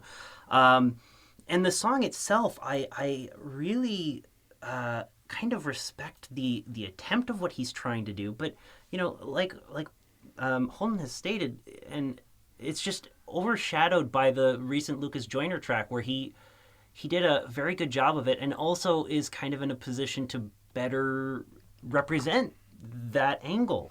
I think that the production here is interesting. I don't really like the introduction part with the electric guitar. I kind of like it once the track evolves into that second part more. But I like the fact that there is that evolution. Ultimately, I still haven't landed on how much I really like this song yet. I kind of like it, but I don't know that I love it is the problem. And if it counts, I only gave it a 4.5 on 5. It broke my 5 streak. Wow. I gave it a 4. Like, it's technically beyond proficient and stuff, right? But it's almost like a rant more than it is a song. And it's a well-done rant, but... Yeah, I think for me it's like a 4.3 right now. That's what I'm feeling. All right, so let's take a swim in the river, yo. Let's do Like the rain, so let the river run. He's coming home with his neck scratched to catch black. Okay, so I feel like this is the first bite-sized Eminem song on this album, right? So it's 3 minutes and 41 seconds. It's our first real male feature, I guess. I was about to say feature and realized that was stupid. I know I'm wrong. This is our third feature. Fuck off, Holden. You're not even paying attention. So we have Ed Sheeran. So our first real outsider weird feater. This is the one everyone was mad at on Facebook. I saw ahead of time. I'm like, why? Sheeran raps. He's fucking dope. He's fucking wicked. Album Artist of the Year. Fuck, I mean, if you look at the top song searches on Google for 2017, Ed Sheeran owns slot 2 and 3 with Shape of You and Perfect. So, traffic aside, Ed Sheeran's hot shit, so relax. It makes sense that Eminem would work with him. And honestly, it's an amazing feature. That chorus, it's just like this humble, I'm broken, I'm a sinner type vibe, which is something Ed Sheeran even explored on Plus or Divide or whatever the last album was. Divide. And anyway, this track kind of explores how Eminem's cheating and he's kind of with this girl. And the quick version is she gets pregnant and they deal with this whole abortion situation on this one track. Doesn't she have a boyfriend as well? Yeah. And then he leaves her for it and it's fucked up. Anyway. Well, the way that I saw it was that he's kind of having a thing with a girl because he's got like his own sexual desires. He's got his girl, I think, and then he's cheating. That's where I'm confused. I don't think he has a girl. That's what I'm saying. So I think he's single. It's not really a detail. It's not even worth it. So he has a girl that he's fucking who has a boyfriend. That's the important part of the song. Yeah. Right. Whether or not Eminem has a girlfriend. And then the girl's boyfriend leaves her for making that mistake of cheating. Yeah, because he got pregnant with Eminem's kid. Right, but now also Eminem is at the moment where he's looking at her like, I don't even want you either. Exactly. And then they choose to have this abortion. I mean, that's kind of the plot of the song, albeit it's a little more complex though, because I'm pretty sure the song alludes to the fact that her boyfriend was already cheating on her. Yeah, there was that too. So, but also like, yeah, she's kept track of all his internet chats, and guess who just happens to be moving on to the next? Actually, just shit on my last chick, and she was my ex-lax, and that was a great line to me, right? Because he does ex-lax. That's why I think Eminem was cheating too. Because it made the feeling like Eminem. Because at that part, I got the feeling that was like. I mean, it's a little. I think he just jumped from girl to girl. I think he just dated one girl and then realized that he's accustomed to these girls who are like reading his like chats or whatever. So he's just ready to go and fuck anyone because he's tired of being locked down and he doesn't care. And I think that's why it starts off where he's cheating. He gets kind of caught. Then he meets this girl and it goes on from there. Because that's how I took it. I may be a little off. It's either way. the rhyming he has is impressive, and the reality, it's more like you can tell he's kind of lived through these moments. And then there's like, she's been caught on the web lately. She says she'll be my Gwen Stacy, the Spider-Man. Get it? Gwen Stacy, to Spider-Man. Yeah, it's funny because he's actually saying to Spider-Man. I really love how well he executes those things. You actually left one line out of that pun because it's says the relationship's hanging by a strand, so she's been on the web lately. Says maybe she'll be my Gwen Stacy to spite her man. Fucking great wordplay. He's absolutely correct. Yeah. And then then it's like when I made you terminate my baby. This love triangle left us in a wreck, tangled. Yeah. What else can I say? It was fun for a while, but I really would have loved your smile. Didn't really want to abort it, but fuck it. What's one more lie to tell an unborn child? That's the last lines of the song, and before the chorus, of course. And look, all I gotta say is, first of all, Eminem's not hating any women in this song. It's really weird. He is being honest about the promiscuity. He's actually Maybe he's being bad. callous with like the sense of the sanctity of these people's relationship. But first of all, he's talking about people who are already unhappy in relationships and the consequences of casual sex. And how if you're really not paying attention, look, a baby can come in and you might have to actually terminate a life. Like, it's almost alluding like he's had to deal with this type of situation before. Well, there also is this sense where he's also kind of dealing with this feeling bad. Like, he doesn't know how to explain to this girl that, like, he doesn't want to. Yeah, he does. There's this, I got this sense of, like, he knows he's an asshole and he knows he should feel bad, but he really just strangely doesn't. No, like, I feel like there's a part, and I should have quoted it, but there's a part where he's acknowledging, like, how do I tell her that I don't want to be with her? Like, he's trying to struggle with understanding how to be, like, let her down somewhat easy, but with also acknowledging that he's an asshole. See, I don't think he actually struggling with the part where he has to let her down. I think it's more of the fact that he recognizes that this is an unfortunate situation he's ended up with, and in an almost pragmatic sense recognizes he has to do this shitty thing. Well, but the part that really is like whatever, he's almost come to terms with, he's okay with how shitty the whole situation is. He doesn't even feel that bad is kind of what I get the sense of. Well, you know, okay, I've got to say about this song that I didn't pick it up on the first listen. It took a couple of listens before it kind of fully soaked in. That and it hit me hard when it did soak in. That I think that this song is almost designed as to be like a message to his unborn child. The way that hook is written, I've been a liar, I've been a thief, I've been a lover, I've been a cheat, all my sins need holy water, feel it washing over me, oh little one. And then in the last verse he says, I'm sorry, I don't want to admit something. And then in the last verse he says, I fucked up. If all it's gonna cause is pain, the truth in my lies now are falling like the rain, so let the river run. And I mean, the river run and this idea of washing away the sin, it's this idea of baptism and being cleansed of your sins.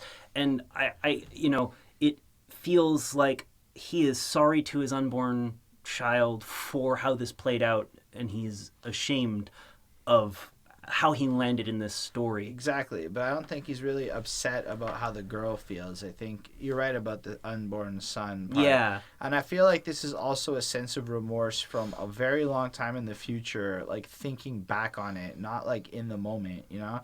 I feel like in the moment it was like a vagrant disregard of everyone's emotions, and this is something he came to realize way later on. I was blown away. I love the guitar stuff. This is a 5 for me. It made me feel it's actually a nice break from the super dense shit. Yeah. While still being super dense shit, as it turned out, as we're discussing. I don't know. It's shorter, less to actually quote. This is also sorry. Go on. This for me is also it's a perfect 5. I with songwriting, one of the traps I find someone like Eminem falls into, that he almost didn't used to have this problem, is that he is such an intelligent person that he tries to add a lot of density to a lot of his songs that almost makes it very difficult for the average person to just listen to and understand, which can be good. It can be great on the, 15th listen to pick up a new thing this time. But you also want to make sure people understand it. This song is great because it's simple, but the emotional power. I mean, I listened to this song while I was reviewing the album. I had to take a break afterwards because it really hit me hard when I realized exactly what he was talking about and just the nature of it. You know, the production is great here. Ed Sheeran is great. His voice is on point and it fits the mood perfectly. The acoustic guitar is great. I think there's two of them going on at the same time, and then you know the drums are pretty cool with this kind of like drum roll at points. It's kind of like this pop rock, a pop acoustic rock, but it works really well. It's catchy just musically before you even realize the scope of what he's talking about, and then when you get it, it's like, oh my god. It's a good opportunity. Yeah, I gave it a 5. What'd you give it, Chris? I gave this track a 4.5 on 5. I think that the sound of the track was great. The message that he was trying to convey, I guess I didn't get it properly, but from whatever I did get, it was greatly done.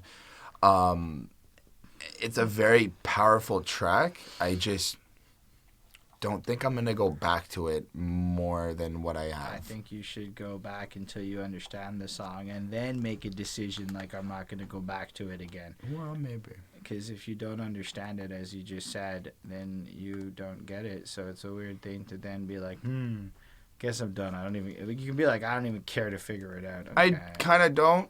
But I would say it's worth your time. It is worth my time, so I should understand it before dismissing it. So then I have really nothing to say. It's a 4.5 on 5. All right, let's go on to the Remind Me intro.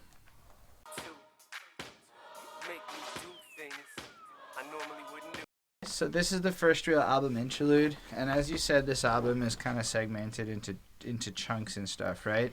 So we've kind of like, we're moving on, and it makes sense because this little interlude, and that's all it really is, it's an intro. It's to contextualize, I met a girl and I'm mad fucking enthralled. But without going into the story, it's to take you from where we just were on Broken Man Abortion to he met somebody new. And I think it's even a tone shift. And I'm not really sure why he put River before this in light of that, but it really relates to the next few songs in a row, right? I can maybe give an explanation for it. In River, it sounds like he's confused and doesn't know how to handle the situation and doesn't... and is going through problems or being an ass and just doing whatever he wants, and now he's met somebody, which the context is different because now he's going to be trying to be a part of this person's life. That's the tone shift. Okay, but this song he's talking about Kim, right? So he's going way back. Yeah. I have no. And the other song, I don't know who the Ed Sheeran song is about. I think it could have just been about anybody. It's not very clear, but this is obviously because of the next song. It's building up to Kim. I really like this. I actually gave this intro a straight 5 because of its role as a transitionary force into the Kim part of the album, which is a fair few songs, right? As we can see, and maybe there is a couple little breaks in the middle, but there's a bunch of Kim coming up in this album, so. In light of that, I thought it served well to move the album along, to change the tone a little bit away from where it was. And it kind of had like this throwback sound to an earlier era in the way it was mixed, right? It was subdued, it was quieter, and it was kind of like he was getting ready to unload. And I agree that he separated it so you can skip it, but that's amazing. I always say you should do that. I go out of my way to tell everyone to do that because it's the best. To be clear to the audience, because what Holden's referencing wasn't recorded, I basically said that I did not actually give this a score because I felt that it was, in my mind, this intro is a part of the next song. It's a transition, and the only reason that I feel they separated it was because they wanted people to be able to get into the next song faster and more immediately if they want to. So it's like an optional piece of that song is how I see it. Right. And it served that purpose well. I don't have any issues. I just don't feel I'm not going to give a score for it. That's fine. I gave it a 4. All right. I think it sets up the next set of tracks really, really well. And allows you to know that it's changing. So, okay, let's talk about Remind Me. Cause you got an ass that won't quit. So get on the horn, my saxophone, grab hold of my... This is now I'm all confused. There's nothing to be confused about this song. This song is very clear. Eminem is young. He goes to a party, and he meets Kim for the first time. Fake plastic Kim with the fat ass and everything. This is where I got confused. But this is the song describing literally the start of his relationship with Kim. He met her, and then he's kind of describing how his favorite part of her is that she reminds him of him, as is elaborated in the chorus. And I did get that. And then he's like, that's why I like you, because I'm crazy like you. Now every time I get brain, you screw mine up. I barely can think straight, and your head game is a man fuck. So ready, set, aim, fire, and shit. Like, it's basically like... So this is where Eminem is kind of starting, I think, to give back to other eras of his career. This totally has the Rick Rubin feel, where the hard-hitting and that crazy rhyme-driven, punchline-driven, story, at the same time, story-driven, fun, frolicky kind of Eminem, right? And he goes on through basically wants to fuck her, like, you wearing those pants that don't fit, that butt that won't ever give up, that's why you stick it out no matter what, because you got an ass that won't quit. It's just shit like that, like literally the whole way through. And it's really fun. It's really cute. It gives you this sense, fun airiness. And the part I like about the Joan Jett song is it probably goes back to something maybe Eminem was listening to at that party when he met Kim. Like, it's probable, because I think they met in like the 80s, That's right? definitely it, yeah. And the part I hate is how little they changed it. I think Rick Rubin was very lazy with the production of this and a second song on this album, and the way to give it the nostalgic chorus and feeling. everything. But no, it was just, look, it's really hard to focus on the song when it sounds so much like the original one. I do agree. But all he really did was slap heavy drums on and more or less kept the rest of the track the same, which I thought was lazy production for me. And Eminem, on the other hand, was pristine to perfect on his delivery and did everything he wanted to do. I even loved the chorus, Eminem's part, what he tried to do.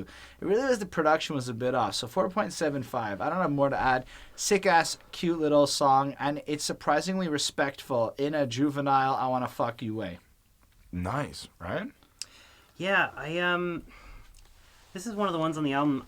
The production for me, I don't really like it.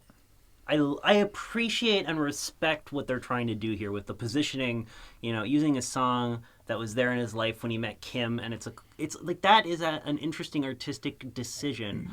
The problem I have with it is that, it's a song that I've heard, and they're doing a new spin on it, but it's like one of the most played songs. Yeah. So it kind of falls short in the sense that if I want to listen to this song again, it doesn't have like no uniqueness like to in it. my head, the way that you hear music, like it feels very connected to those other songs.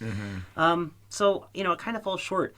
I also, as a standalone song, I wasn't like super in love with it. As far as like a connecting song for a narrative arc that discusses the way that his relationship progresses, it becomes a little bit more interesting from that perspective, I think. And just like any other song, he's got his clever rhymes like, so get on the horn, my saxophone, grab hold of my instrument, get a grasp and blow. Just like and to me, when I, first heard this, my immediate impulse is like, it feels very much like he's trying to recapture the feeling of Slim Shady in this song. And he's trying to recapture, that personality of his past that is one of the biggest challenges I have with modern Eminem in general, which is that he, as a 45-year-old man, he's most interesting to me when he is Marshall Mathers. And that's not to say I've never liked Slim Shady. I actually think my favorite of his albums is the Slim Shady LP. Right. I do think that character is interesting. It's just from the perspective, I think Holden said this earlier, from the perspective of, of what we want a 45-year-old man to sound like. It's best when he sounds like himself. However, I think the idea of what this song is in the context of the album is really good. But I can see what you mean. If this just came on shuffle, it might be a little tough to accept. Yeah, in the same way right. that Berserk works really well in the Marshall Mathers LP too, but it's honestly a bit more obnoxious than it is fun. But if you want to like study it as a rap scholarly point of view, it's fun. There's value in it. It's just I get it. Yeah, I think the best thing that I have to say about this is that it is a really interesting analysis of why he appreciated Kim. The fact that she reminded him of himself, and that was the appreciation that they had for each other. And you, Mr. Chrome? It's basically just an extension of what both of you guys have said. The fact that, and I do agree, and I do admit I was a little confused at first, but then I guess I started to understand that this was maybe a throwback. This part of the album was starting to be a throwback to, like you said earlier, parts of the career that weren't ever mentioned about. I feel it's very relatable. I know I've met a girl who's made me feel like myself and made me feel like had nostalgic moments about younger me and made me feel like I could be a kid again or stuff like that. So I guess that it's really cool to see the appreciation that Kim and Em had together for each other, knowing that, you know, in one of his earlier albums, he basically kills her. So there's actual, like, for me, it's like an answer, like, oh, so they were actually happy at one point. Okay. It's not just this consistent negative story, so. Yeah, but, sorry to interrupt, but just on that same note, it's like, it also just shows kind of the shallowness of their relationship from the get-go. Yeah. Because I wanted to say that, but yeah, you're right. It's like, you know, he's not saying, oh man, I think this girl is so great and so cool. He's saying two things. He's saying, one, that she's like an attractive object that he wants to put his dick in. Yeah. And, you know, like lines like, on the floor when I pop some whack-a-mole shit in search of a chick who stacked them so thick and implants are so big she can hang me on top of that rag, big old tits like Anna Nicole Smith. Right? He's like, he's looking for someone to fuck and she happens to fit that bill with her assets. And it's like, and then the thing he appreciates about her personality is not her, it is himself, which is a rather narcissistic perspective to take on. Himself I in a could woman. not have said it better myself, Ryan. Right. So, what is good about this song is that there is like a blunt honesty here that transitions well into the next songs. But he's right that it does show that there was a certain fondness and there was a time where it was just mischievous fucking around and craziness. That's true. Anyway, do we all give grades on this? 4 on 5. I would give this like a 3.75 as a standalone. I don't really like it, but as a connecting track, I do. Cool. Let's talk about the Revival Interlude. The very first interlude Eminem's ever done that really counted. Not the one on Infinite that was really a skit. That was a long intro. Holden, shut up. I can't recall your laughter. Revival, the interlude, is, for me, probably hands down the nicest sounding part of the album so far. And my immediate reaction is like, who is this uncredited singer? Yep. Because that voice is golden. And this is where my heart breaks, is that, I know you know, her name is Alicia Lemke, and there was a comment on Genius about her. This beautiful interlude is sung by the late Alicia Lemke, an alternative pop singer-songwriter who performed under the stage name Alice in the Glass Lake. 3 months after shooting the music video for her song Coals, she passed away at the age of 28 from leukemia in August of 2015. And just her singing over this piano track, which is like a sampled track, I believe, from one of Regina Spektor's songs called "Human of the Year." I teared up finding out that she died. I was so sad because, like, what a beautiful voice she had. Both me and my girlfriend heard it and immediately were like, "Who is that?" And that's so rare to have that kind of a reaction. And thematically, it's got this like melancholy sense of I'm ready for revival, like I've taken it all, and you get this feeling of like all of this is past, and now we're getting like a further perspective change. Like everything we've heard up until this moment is almost like part one of the album. It's the past, and everything we're about to approach is a little bit more of the present and kind of, maybe I'm wrong, but I feel like that's the point of because if you listen to the lyrics and the tone and what comes next, it's a good interlude, and it's interesting how it took him almost 20-something years to drop an interlude like this, and he's not on it. It's just this girl. It's the prettiest shit you're really going to hear on this album, and it's really tear-provoking. It's fascinating, too, right? Because if you think about it, both the backing track and the vocals it seems like they are taken from different external songs. So Eminem heard these elsewhere, most likely, and said, I want to have these things on my album. And it's amazing because it's just such a beautiful music choice. I gave it a perfect 5. I love Agreed. this. 5 on 5. Cinco. In case you wanted it in Spanish. I gave it a 4 on 5. I like the smoothness, the prettiness of it. Rest in peace, first of all, to the late Alicia MK. Lemke. Lemke. So rest in peace to you. Beautiful voice, beautiful transition. This feeling of hope and feeling of starting new and becoming something better and wanting something better is clearly heavily present there in this interlude. And just to say, I've never had an interlude be the title track, as far as I'm concerned. So that was really cool and interesting to me how he chose to do it like that. And as well, the title track, which is an interlude, is not him. Yeah. That's something else which was very interesting. Other than that, I just feel like it's just a little short. It's not really a full song. It's an interlude. I know. So not really a 5 for me, but I gave it a 4. Just keep in mind, as far as interludes go, this might be one of the best I've ever heard.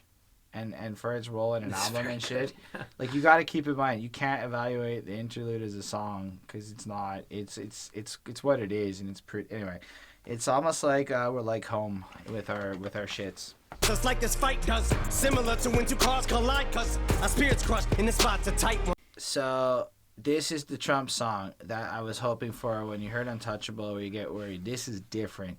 This is, fuck, man. I just got to quote like this whole chunk of the first verse because it's really fucking great. There we go. This chump barely even sleeps. All he does is watch Fox News like a parrot and repeats while he looks like a canary with a beak. Why you think he banned transgenders from the military with a tweet? Want to piss your base off, did you? Can't denounce the Klan because they play golf with you. You stay on Twitter, way to get your hate off, Nazi. I do not see a way y'all differ. And all you got are race cards. Better get the swastika with your name carved in it. Should be a trademark because hate's all you played off and you just lick the plate off. So I guess it pays to feed off chaos. So basically you're Adolf Hitler. And I heard that and I was like, yes, that was well done. I really appreciated that because it's calling out Trump. And whereas maybe on the racial side of things, I don't feel like Eminem, it felt really weird. As an American citizen going toe-to-toe criticizing his president, I feel like Eminem is the right kind of person to be making these statements. As a rapper, he's always been political. Well, he's also built up his own credibility and to it's say not these just like things. A one-sided track, right? He is going at Trump, but then you've got this sense of freedom, of hope, with Alicia Keys coming in and singing that chorus that just lifts you up. Beautiful voice, by the way. And like gives you this sense like this is our home. Like stop him. They just say stop Trump. Look at who this fucker is. But we can do better. We will be better. We can take over. Now, my grievance with this song comes with the bridges and the elongated chorus use, and it's kind of like these two ridiculous verses of amazingness. And that's about half the song, and then it flows into mad pop. And that part I had a little bit of trouble with. It felt really fluffy once the second half of the song came in. I don't want to spend too much more time on this one personally. I love the politically charged nature of it. I love his message. I don't really like how fluffy the end of the song was, like I just said. For me, it's a 4.5 on 5. I also gave it a 4.5 on 5. The epic orchestra track with piano strings and drums was pretty nice. I liked it. I don't know if I loved it. I'll give it time. Maybe it will grow on me. Mm-hmm. But, it has... Eminem has always made comments about politics, but we've probably never seen him so focused as we do in this song and, also Untouchable earlier on in the album. And the BET Cypher. Right, and this is a new phenomenon. This is adult Eminem. And Mosh and Square Dance. And White America. Yeah, you're right. There's other ones, but we've on a single album we've never seen this. Like he has scattered tracks and moments. I gave you songs off the same. Oh no, Mosh wasn't, but two or three tracks off of Eminem Show are really political. Wait, which were the two on? To an Eminem show had White Square America. Dance, yeah. Square Dance was definitely one. I don't know if there was a third, to be honest, but there were definitely two. And then maybe another one that was... Anyway, but it's not the first time he's done it, but you're right. He's never done it so succinctly and non-offensively, more from a point of actual emotional and social awareness. Well, we've also never seen him really attack an individual politician like this. That's not to say he's not attacked. He has attacked plenty of politicians. There's a difference between fuck Bush and an entire half of a verse detailing the criticisms of the failings of a president, comparing him to Adolf Hitler successfully. Yeah, and doing it with clever wordplay too. A lot of the wordplay here is really great, and it's so on point. Like, you know, that Fox News line, he's a parrot and repeats, is very true. The thing is, though, it's this funny thing where, like, a lot of people have almost shut down or like they've either accepted like Trump is bad or Trump is not bad, and then they're like in that camp and they give up because the news cycle is so brutal to listen to. But it's crazy how relevant this song happens to be today, because today the CDC got a list of forbidden words which are not to be used in, I think, hospitals. Public Health Agency is prohibited from using a list of 7 words or phrases, including fetus and transgender.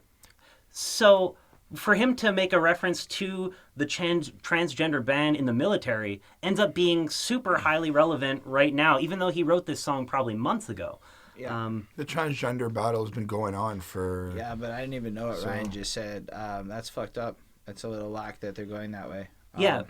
And it's hard, I think, for all of us at this point to continue tuning in, and it's a lot easier to just kind of fall into your camp and not really think about it. But I like the fact that Eminem is actually focused here, and it kind of shows that where in the past he's thought it was okay to be kind of, kind of quick and like have these funny little retorts when he attacks people. Here he's really thoughtful. To be fair, Eminem isn't stupid, as we know. He's very smart, very intelligent, and there's a reason why he's going after Trump. It would, from what I understand from what you're saying, like Holden said earlier, like you said earlier, never liked Republicans, he told there's a difference between telling Bush to fuck off and then descriptively going after There's Trump. also a difference between being 28 and being 44. Right. And I think that's part of it too. It is. Right. It's also that the current political climate and everything is different now, and I think Trump is a more of a evil figure in the sense than, like, in hindsight, Bush was pretty cool. That's how I feel. I mean, I think that it's Bush looks cool in hindsight because it would be hard not to. This is like Trump is Bush's dream come true because it almost like wipes the slate clean. Now Nobody he can cares just do anymore. his paintings and everything. Anyway, But- Chris, what do you think of the song? I think that the song really shows some humanity in terms of the artist. Again, from what I've heard from Eminem, there's a lot of anger, negative, and hate. And then you get this song where he's basically telling everybody to stand up. Not to discredit Detroit versus everybody, because yes, he does give that. Dude, we can pick an album and that song's there. I Even understand the real that. Slim Shady kind of has But that again, feel. as I said, from the Eminem songs that I listen to, that I willingly choose to listen to, it gives me some humanity to know he's not completely fucking psychotic, that he actually cares and actually wants to help and support. Okay. From what I've listened to, maybe I haven't listened to all the other songs I should have. You better, anyway. I mean, he has shown in the past that he cares. Holden made a good point with songs like Square Dance, right? It is true. What he I'm saying cares is about he's issues. both showing his humanity in great lengths on multiple projects. Yeah. And he's showing his political thing. So anybody who seems bamboozled is really just because, like Chris said, they're focusing on the 8 Eminem songs they like the best or the Shady. They're not really paying attention to the artist. Like, you can't have listened to any one complete album. Pick Slim Shady LP and tell me he has no humanity with, like, Rock Bottom. Right. Pick Marshall Mathers LP, the song Marshall Mathers. Pick the Eminem show, Sing for the Moment. I'm just saying, like, it's impossible to be like he has no humanity before this point in a fair and objective way in any, like, it's just... Yeah. Now, what I would say is he's never shown such political affinity and compassion without the jabs, without the jokes. Mm-hmm. So if you want to frame it like that, yeah. But what I really think is I've never heard Eminem actually scared of a president before. You know what else is interesting to me is that not only is Eminem afraid of the president, but I think we have good reason to believe he is definitely challenging him. I think we have good reason to believe the president is afraid of Eminem. Oh yeah, and this is the weirdest thing, right? Because when Eminem came out with his whole cipher, the whole thing was there's no way that Trump can resist making this comment. Trump goes hard on the people, on everyone, but he did. And there's no way that Trump did not hear about this cipher. And he just there's didn't respond. no way.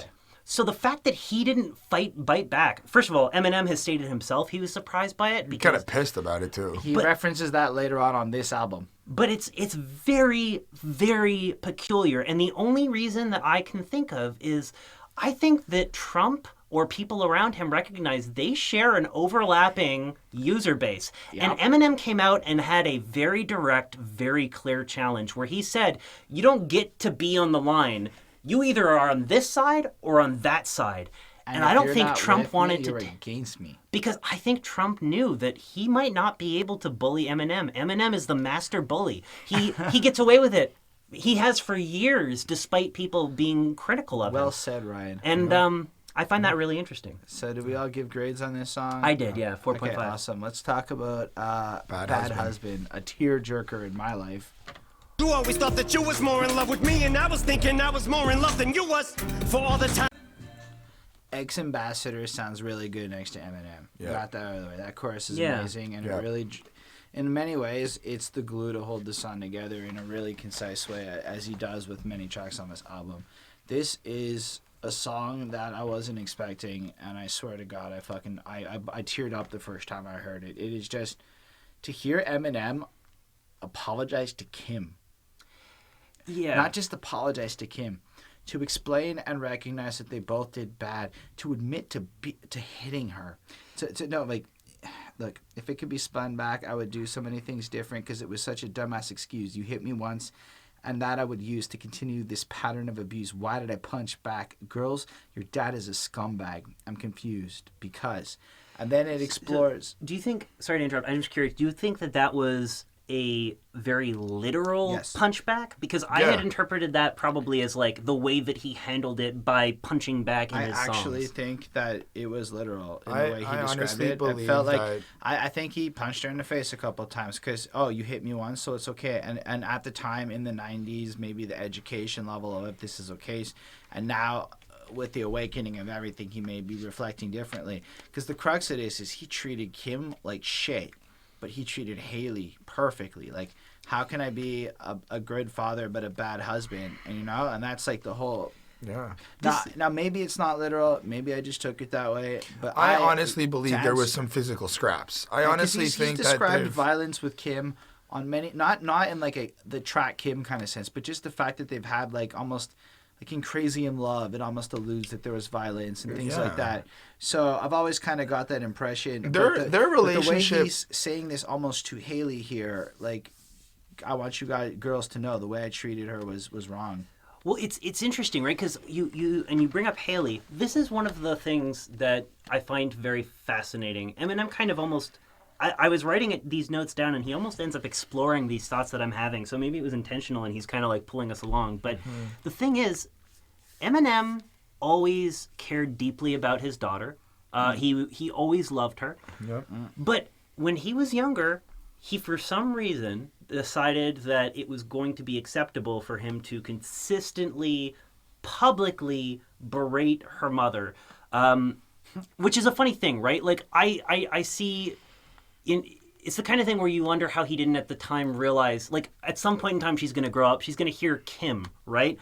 Or she's going to hear 97 Bonnie and Clyde, where he talks he talks in song. He talks in baby talk to his child 3-year-old daughter about, how they're going to go and have a fun time at the beach. And we, the adult audience, understand that his wife is dead in the trunk and he is discarding the body. But he frames it to his daughter as this fun, activity for father and daughter to do. And this is the kind of thing that Eminem critics have brought up for a long time, because for him to bring these up, I mean, they made for very powerfully emotional songs, but they also are incredibly twisted and make you wonder, you care about your daughter, but when she hears this, what is she going to think? You can't protect her from it. I'll give it to you. The fact that Eminem addresses this, for me as an adult, Saves him. and I've done some shitty things. I have treated some girls in my past very poorly, and to hear Eminem kind of address it so head on, like, when you're younger, you're quoting Kim when you're mad at a girl. Because it's a song that, yeah, Eminem relates with me, relates with the anger. Here, you're going to quote this song when you come to that resolution that anger doesn't do anything. And it's lines like this, man. Every time we fought, the insults, they got thrown too far. Words that said that we didn't mean, the words that we meant that we didn't say, the words that we thought that we should have said, letters written that we could have read, which maybe would have led to some good instead had this been put to bed. And literally every ex-girlfriend of mine that I was mean to, and there were 3 in particular, and that doesn't make me a good person. It means I've learned from it. But by mean, I don't mean I hit them or anything. I was just mean.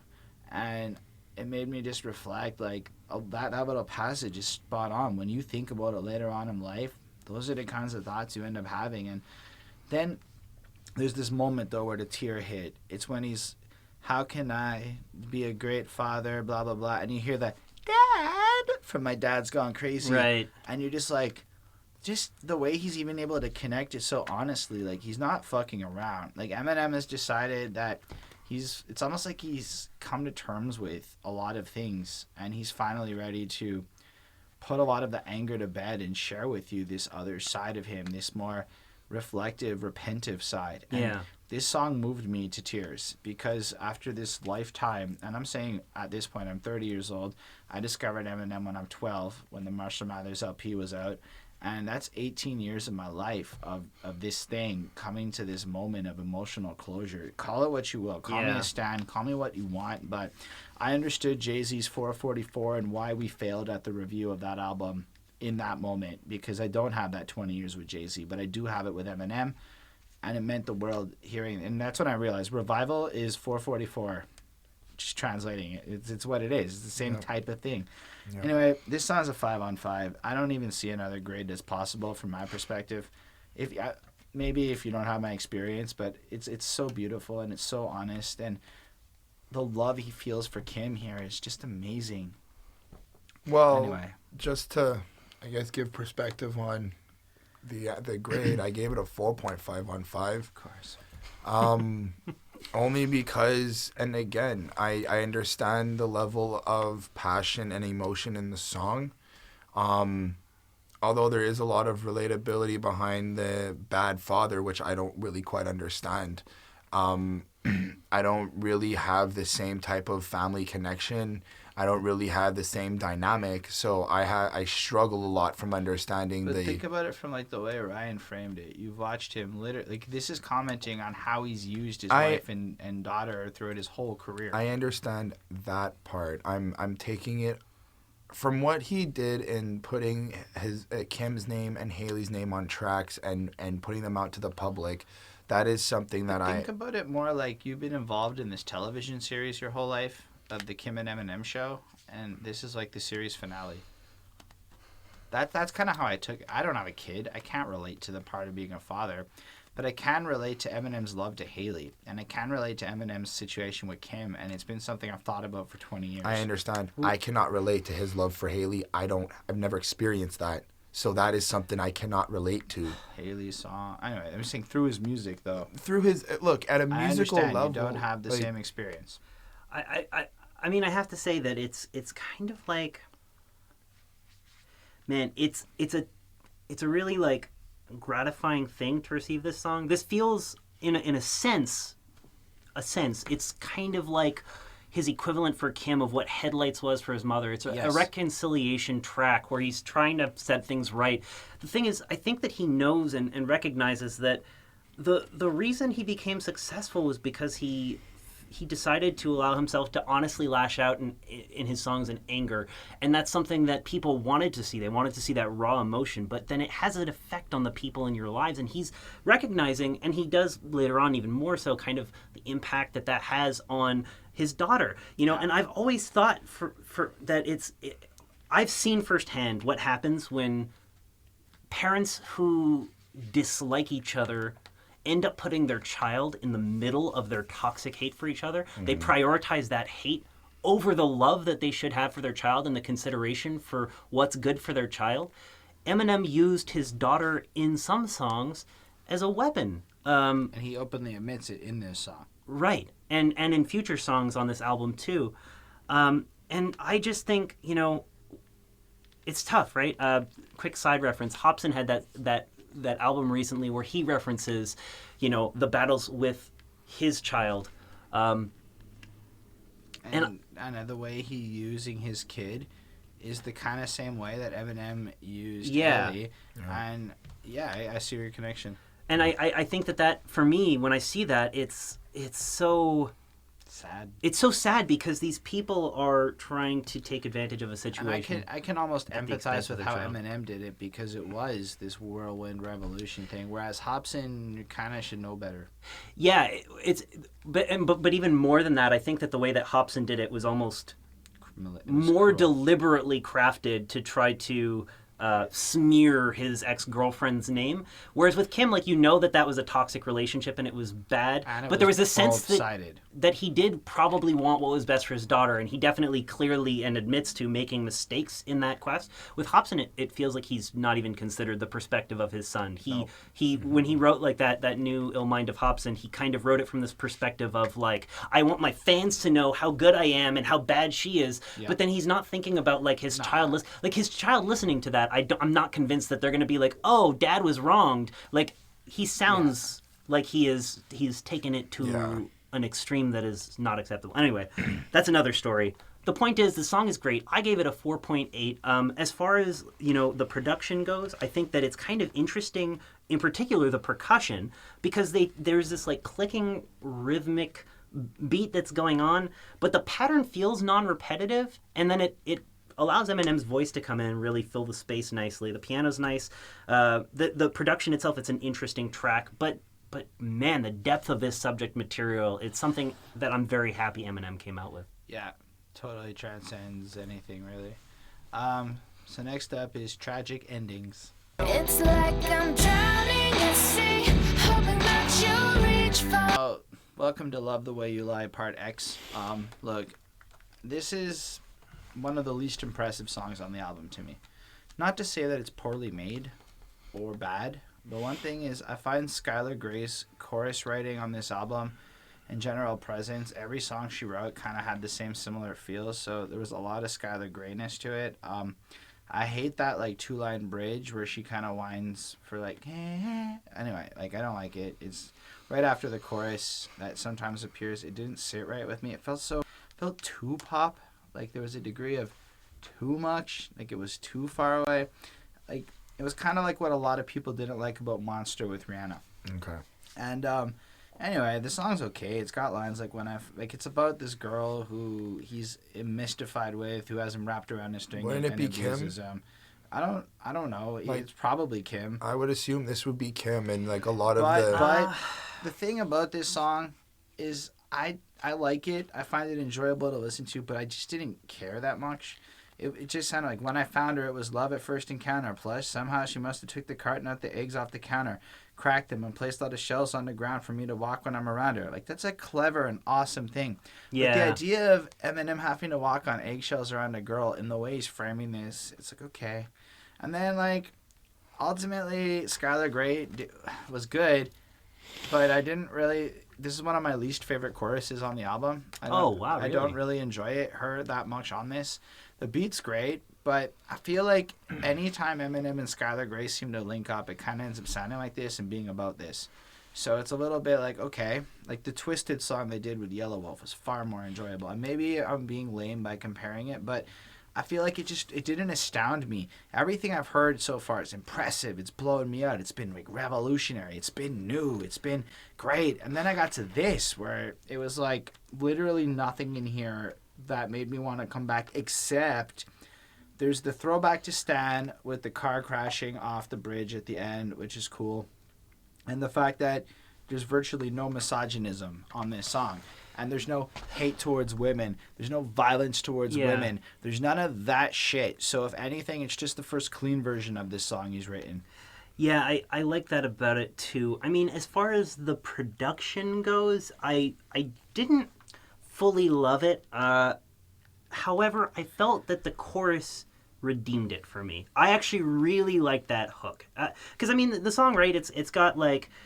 It's got these, like, really well-recorded, like, really clean-sounding, heavy-hitting sounding drums, but the beat is kind of generic. It's like this boom, ba, boom, boom, ba.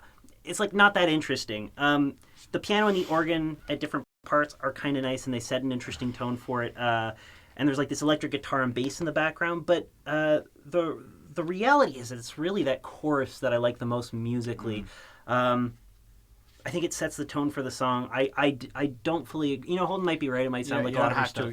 You don't have to agree with me. I might be too biased, and I'm being unfair. So your opinion's awesome. But I have to say that, you know, this song kind of surprised me in the way that I connected with it. And Holden might not be wrong. It's one of those things, right, where a lot of the times when you think about songs, especially the writing of them, it's going to depend on the place you're at in your life when you hear it. And this may be a song that Eminem's written before, and I can totally buy that argument. And yet, at the same time, this is the one that really, like, hit me. And I think it's because I've been through a situation that I can relate to a lot of the stuff he's saying here.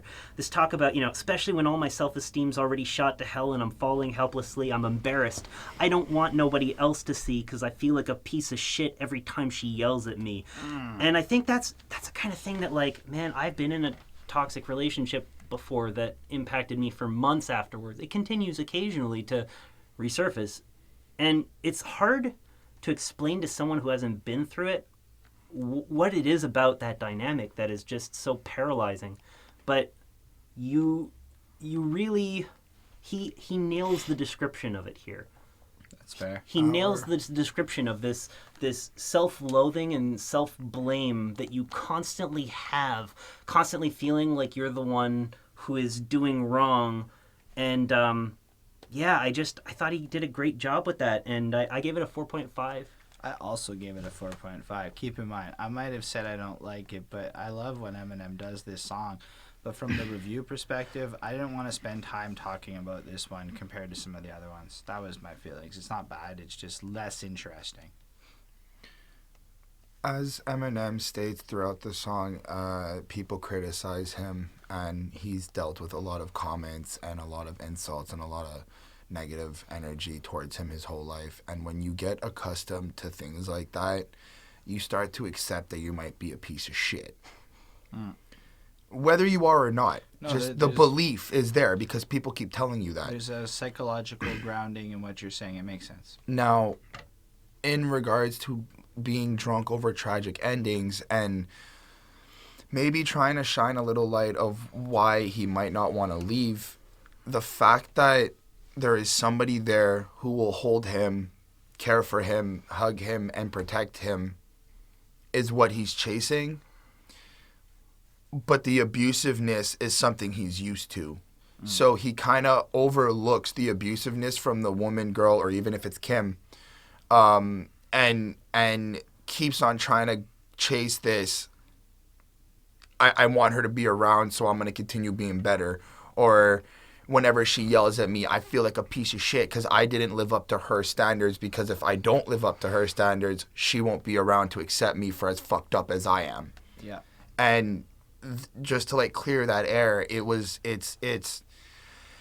a really relatable thing. It's a really serious thing to deal with. And as Ryan said it earlier too, it's hard to be in a relationship like that because you as the person think it's normal, that all this is normal. And then you find someone else who is the complete bipolar opposite of what your relationship was.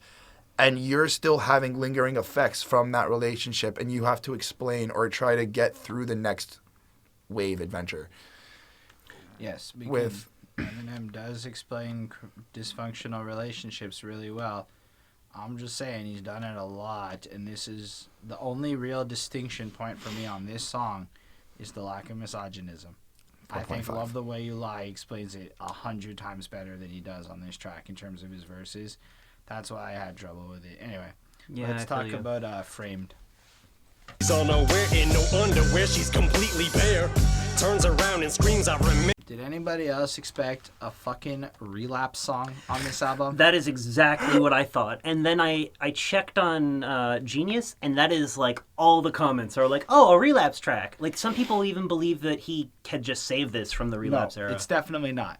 And I can counter that by saying two things. One, what this song does is it taps into the horrorcore side of Eminem, which he hasn't really delved into a lot since Relapse, which I think you're right. He hasn't been willing to do brave and out of character things. And that's part of where this is the present sense. He's now feeling confident enough to take this kind of a risk. And you know it's a risk because, as I just said, not a lot of misogynism and shit. But he drops lines like, just escaped from the state pen for raping 8 women who hate men. Don't make it no weirder. I'm naked when I break in your basement under your baby's playpen. I lay in wait adjacent, facing the door, remaining patient while staying complacent. Blatant sexual incomplations are continuing to get thrown. Insinuations are placed in little riddles and poems left on your pillow in hopes that when you get home, you'll get the hint. No, I'm in your window, in your window, innuendo, in your window. Anyway, that's my favorite line. I just, it's so fucking offensive. He implies child shit, raping women, all this stuff. But what he does is in the chorus, he draws it all together with the, but I think I've been framed. Officer, you got to understand, I just say some crazy ass shit. If it just so happens to coincidentally coincide with your perceptions of what evil is, that's not my fault. I'm being framed by guys who legitimately do this stuff, whereas I'm just using my form of entertainment to create shock value. So well, I don't know if you said it on camera or not. I haven't said anything yet, but I wanted to ask does he touch upon the dude that killed his 22-month-old son in this song? Maybe. I don't know if it's... What? There's a dude, it's a nursery line. It's something with a nursery line, and it's because this guy killed his 22-month-old son by leaving him trapped in the car for 7 hours. The point I'm trying to make is, what I got from this song is that he's being framed for the lyrics that he's using because they're very extreme. And for me, what I'm saying is that it looks like Eminem makes these creative stories and plays out these characters to inform his fans and listeners of the social problems that are going on from what he learns in the media. See, I would disagree with you. In the Shady X5 Cypher or something around that era, he made lines like directly, I'm going to rape Iggy Azalea. And this is at the time when rape culture was blowing up. Mm-hmm. And he took a lot of hate for making comments like that. He's taken a lot of hate his whole career for let's say, the social justice warriors of the last 20 years. Mm-hmm. And I think what he's trying to state with this song is, yeah, he might use his rhyming platform to create the equivalent of horror stories in extreme situations. But your hatred towards what he's saying essentially is he's been framed because there are these assholes who do this shit, but that's not him. He's just rhyming. And if you think about guys like Bobby Shmurda who went to jail for the contents of their rhymes because of whatever, and you really think about in this current political climate where you actually can go to jail over what you rap about. Or if you rap the wrong thing, the internet might try to body your career, literally. And things like that. I feel like it's kind of saying, listen, y'all are kind of going too far. We're just rhyming. We're just rapping. We're just saying some extreme shit. Y'all are framing us, pretending like we're the actual monsters. I've been framed. And in light of that, which wasn't my first impression was, what the fuck is this song? Why is this here? Relapse is totally, or not my favorite Eminem album. And it seemed like really out of place until it was just Eminem explaining himself again in another way, in an extreme way. In a, look, I write this crazy shit, and gives you some of the more extreme examples. Taking that bold move to deliberately drop a rape line on this album on purpose, just to make sure he did almost, but did it so tastefully in the context of the song that it's really hard to criticize him negatively if you have really paid attention to what he's doing. I think it's clever. It's a subtle fuck you to his critics, and I like it a lot. This to me is a fucking 5. This is what I wanted of Eminem. Fuck yous in creative ways that are really well made and easy to defend. Nice. It's interesting because I hear what Holden says, and I can see his point.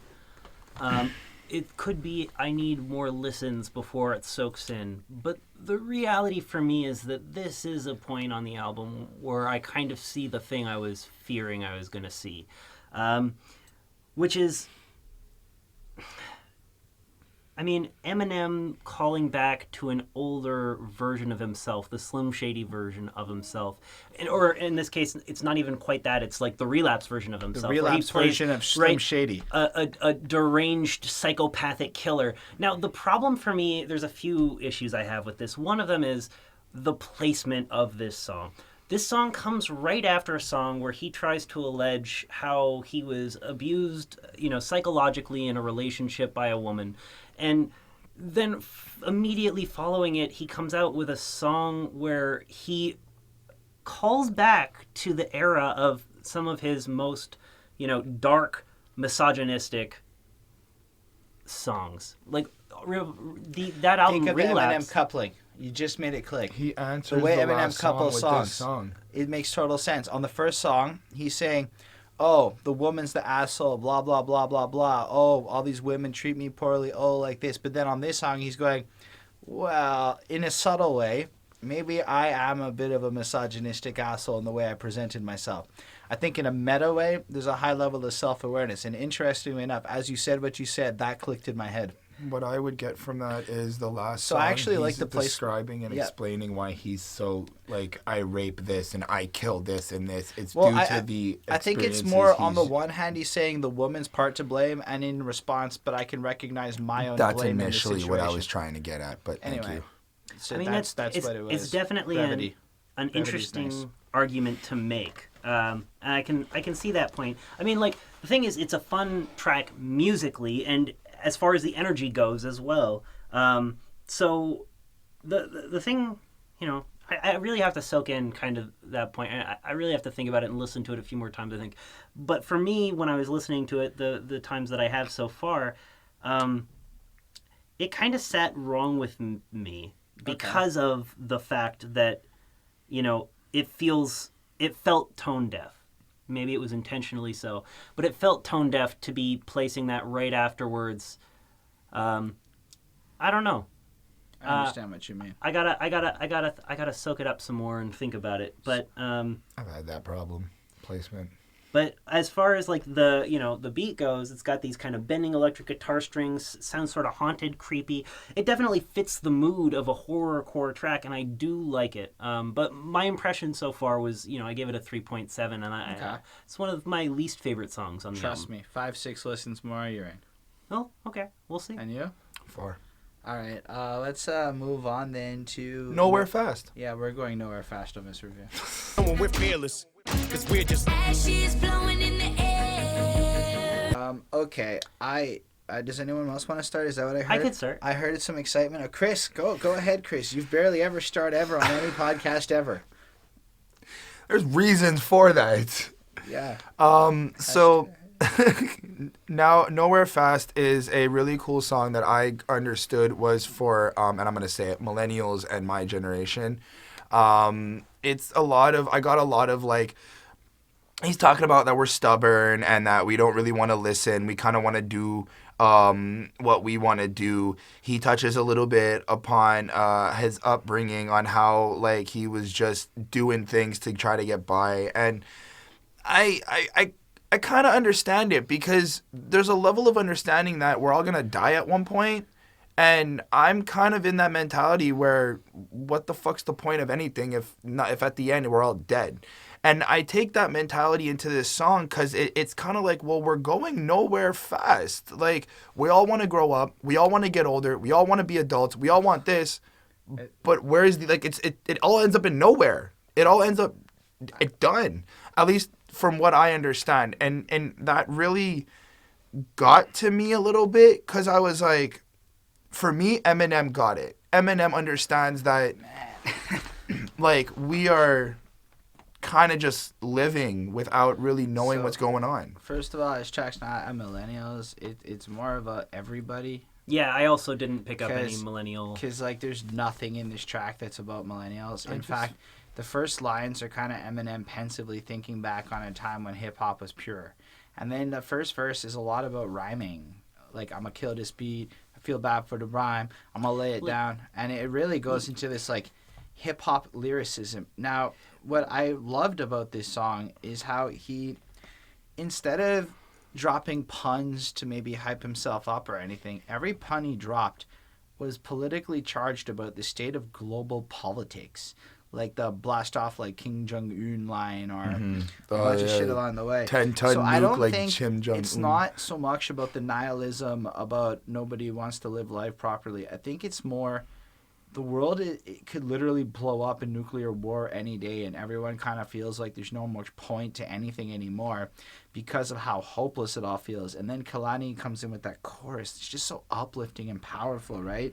And it's got this strange contrast of the world's fucked up, but Eminem's still going to throw everything he has into rhyming because there is a point, and there is this sense of trying that you should still try. So you're right.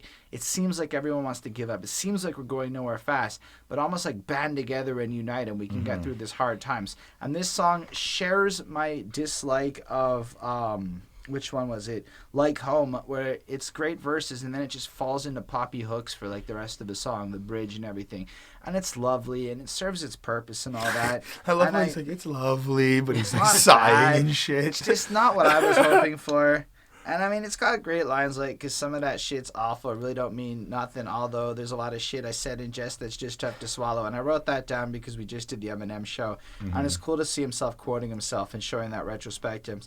But if at these times my heart, it seems like it's in the wrong place, it's probably because it's on my sleeve.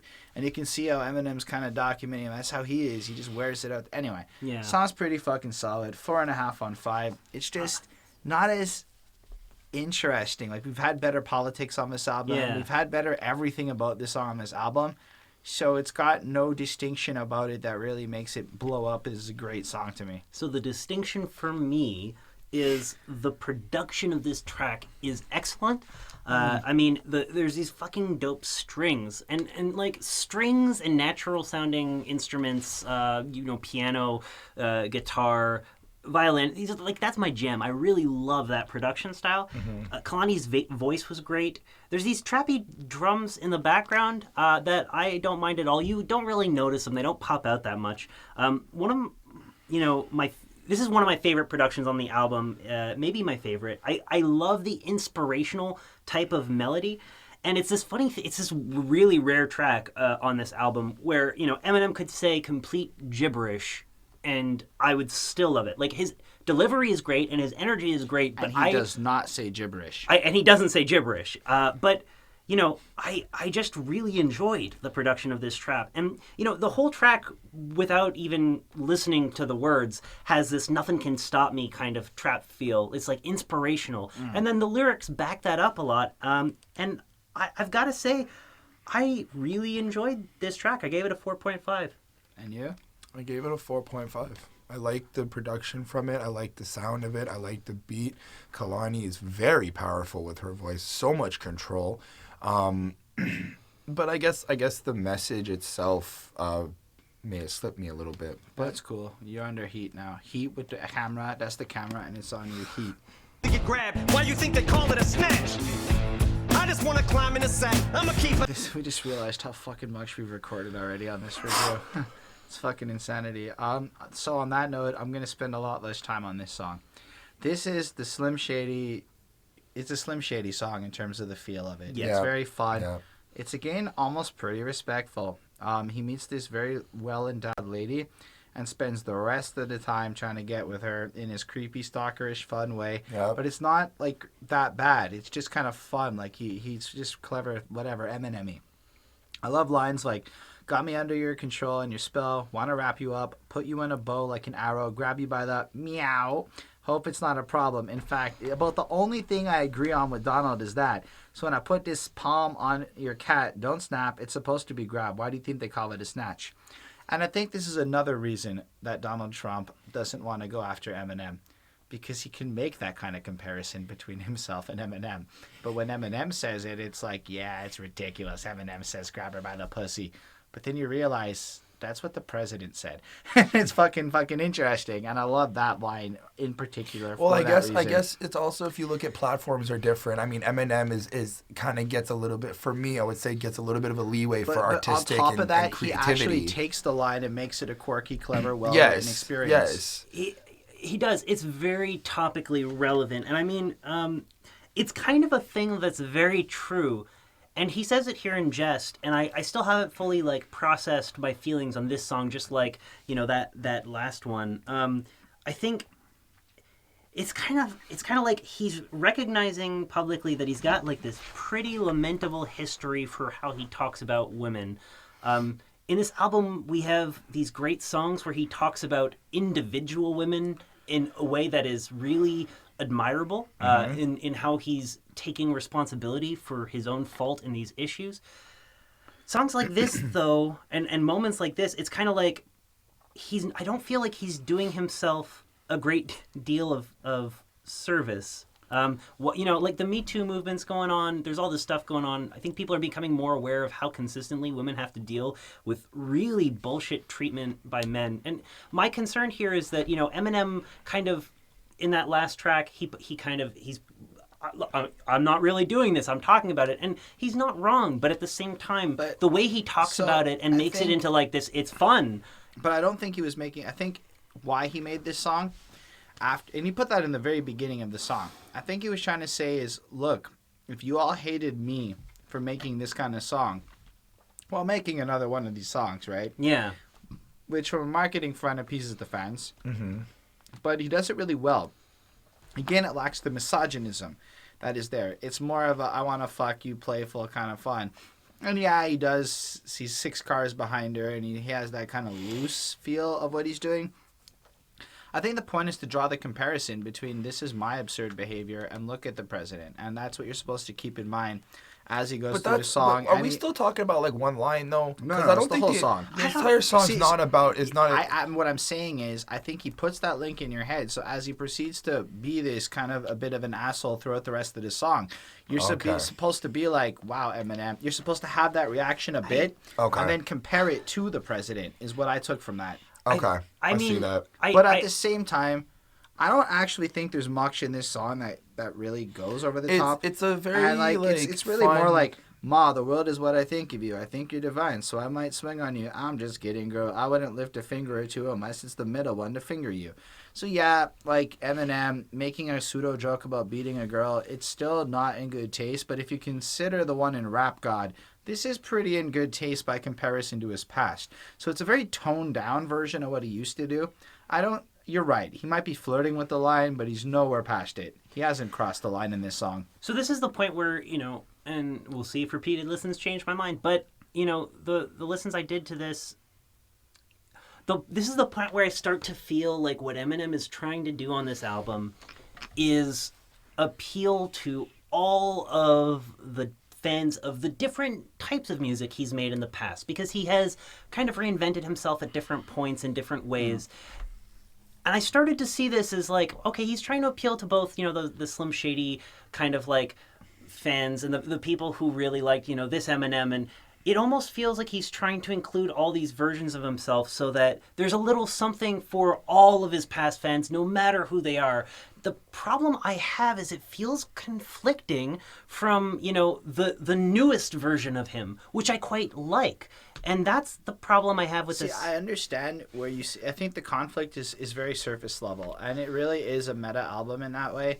And he's doing it on purpose to make a point. And I think if you take it in the framing of he's actually, he doesn't really go too far. It's just his obsession with this girl. It's very much in the same kind of feel as White Trash Party or some of those other fun kind of. I feel like those songs. But, 1 second. But it really is like. He's trying to imply this type of behavior isn't okay, while again showing this is what you guys didn't like about me, and made sure to drop the president in the beginning. Maybe you're right. Maybe it wasn't the best move, but for me, I was enthralled by the wordplay, the rhyming. I love the chorus. I love the way he interloped that song. This is the only interloping song where he like ripped off another song that I loved on this album. I gave this a 5. I was blown out the water by how much I ended up liking it once it all felt like right after the fact. You know, I give it a 3.5. I actually do like the production. It's got this kind of rocky track, and a lot of those I don't really like from Rick Rubin, but this one felt a little more punky, and every one of Rick Rubin's songs on this album kind of sounds the same from a beat point. It does. This one, though, the punk feel I was more drawn to. I felt that. it was really just more, the feel that I got from this track. It just, to me, it felt out of place. And maybe there is depth that I've not really recognized yet. I mean, Eminem does have a lot of wordplay. He's one of those artists where, like, you will, on the 15th time, catch things that you missed. That is not an uncommon thing with Eminem songs. So it could be that I'm still missing the grander point and I've not seen it. But to me, it felt sort of in bad taste and contradicting my favorite parts of this album. I don't disagree. That was my first impression. Yeah. I just moved past that impression is what I'm trying to say. And you? I feel, no, this is just because of listening to both you guys talk about the song. My initial view of the song was, he's having fun. He met a girl. He's having fun. He's been a little serious throughout this entire album. This is him kind of in touch, getting back in touch with the Slim Shady character a little bit. And that's where my current point is going to come connecting to. I feel like he's kind of setting up that he's gotten over the Slim Shady character. And he's kind of letting us know, like, I used to be heavy and heavy in terms of like degrading and misogynistic and shit like that. And now he's here and he's like, I'm still have that Slim Shadiness in me, but I'm older now to understand like where the lines are and where the borders are. I would appreciate relating that, actually. with the Trump in terms of No, but really, like, Ryan, listen to the song taking into consideration what Chris just said. Imagine he's trying to flirt with the line, but the more appropriate version of the line. And it's also just because, and I gave this song a 4.5, also just because after, and this is dealing with the couplets, so sorry if spoilers, but the way that I got it, huh?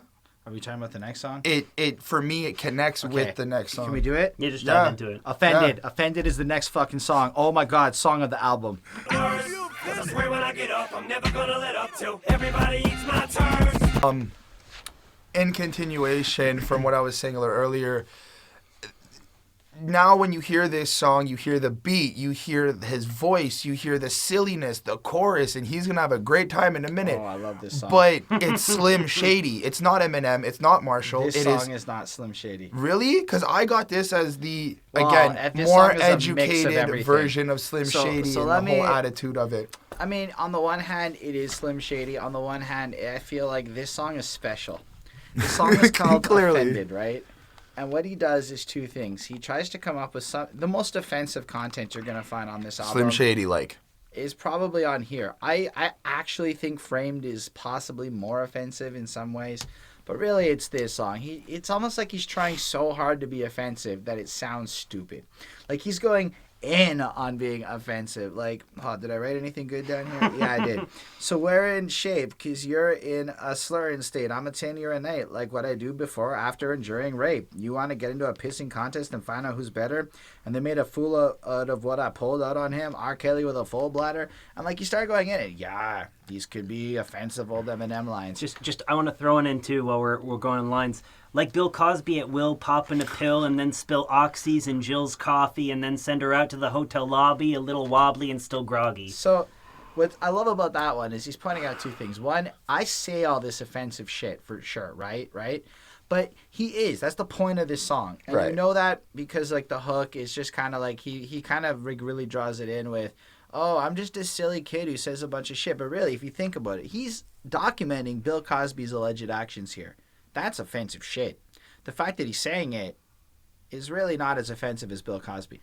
That's all I'm trying to say, given he did it. With that comment and in both with the lines, that's how I have connected this with the Slim Shady character. Right. Because he does get offensive. Now, hold on. Throughout the album, we have a lot of older Eminem, a lot of more mature Eminem, if we could say that. And again, connecting with the last song and this one, I feel like he's touching upon with the Slim Shady character, but kind of letting us know, like... What I think he's doing is two things with this song, for real. Trying to, like, box Slim Shady in there so we can kind of put him away. It's not really about Slim Shady. It's about Slim Shady in the sense that Slim Shady said some offensive shit. This song is trying to be offensive. Right. But in a deliberately stupid way.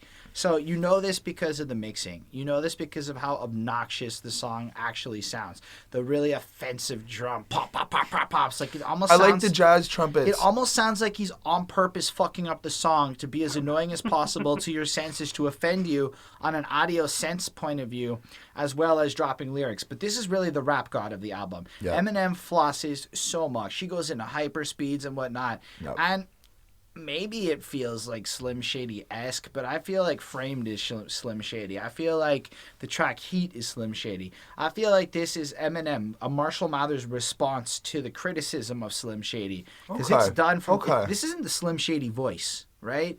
It's got moments, maybe that nobody likes me. Yeah, the chorus okay. is definitely but Slim like, Shady. At the same time, Slim Shady's a child is what he's trying to break through. It's like, I'm a child But that's saying that's what I'm saying. Like, in regards to And how then- much growth we've seen him go through on this album, it's kind of like I feel like he's signaling us like, yeah, I'm kind of letting go of this child character, I don't think he's letting go of Slim Shady. I think he's trying to contextualize what Slim Shady is to him, right? And he does it in this beautiful composition. Look, bar for bar, this track's fucking fantastic. It's 5 minutes and 21 seconds. It just changes. It's just obstructions. It's just...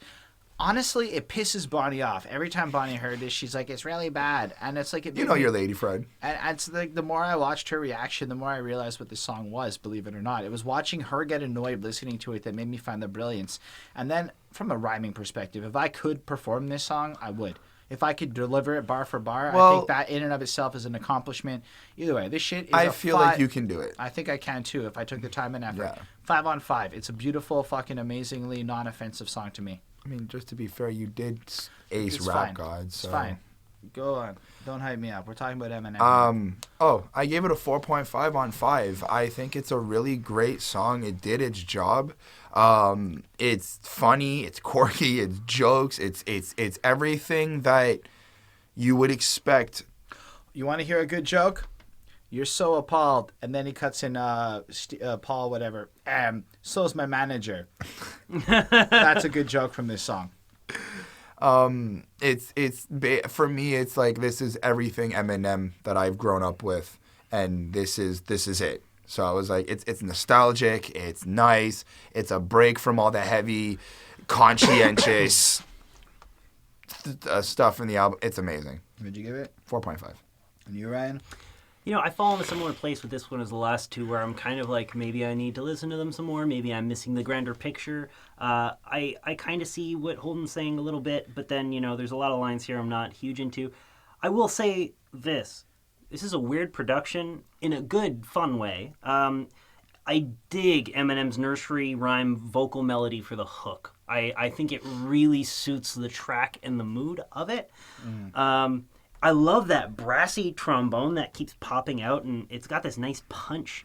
There's great energy in this, and his delivery is fantastic. And there are lines that I legitimately enjoyed and I found really funny. Like, there's but then I think about it and I'm enraged because I just figured out that if I was paid for the time I spent to put the pen to the page, it'd be minimum wage. I heard that and I laughed because it's like, you know, oh, he's paid so well, but like, what if all he does is write all I saw a the really time? interesting breakdown. If you read the Genius annotation on that, it kind of flips it. When he thinks about how much money he's been made to rap against what minimum wage is and how much time at minimum wage it would have taken for him to make that money, it enrages him. Now, That's interesting. I don't know if that's the right interpretation, but it kind of, to me, made a little bit more sense than the idea that Eminem put more time into rapping than $150 million, you know? Yeah. Like, but if you flip it, it's like, because that's what Offended has a lot of. It's not just offensive shit. It's offensive criticisms of offensive shit. Yeah. Like that. Like the fact that minimum wage is so obscure, but Eminem's so fucking rich.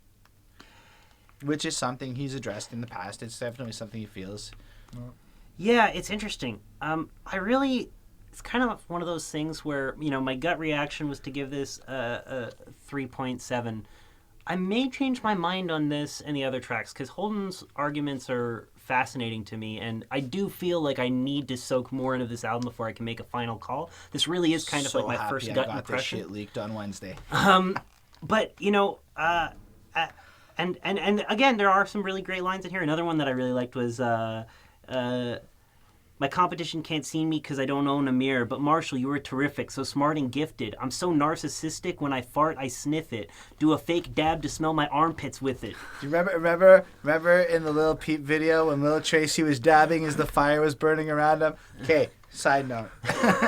But I mean, like, I can kind of see how that can also be perceived as a statement of, like, you know, I'm like so self-involved. He's like poking fun of himself, but like even when I'm like the nastiest, most disgusting version of myself, I just get off on it, right? Like Yeah, you know, get it. and so there's an argument to be made there, and it makes me feel like I need to, you know, think about this some more. Anyway, if people would like to hear my reaction later on, let me know in the comments below. Just do the damn review on your channel. All right. So let's move on then, since Ryan's undecided, to Need Me featuring Pink.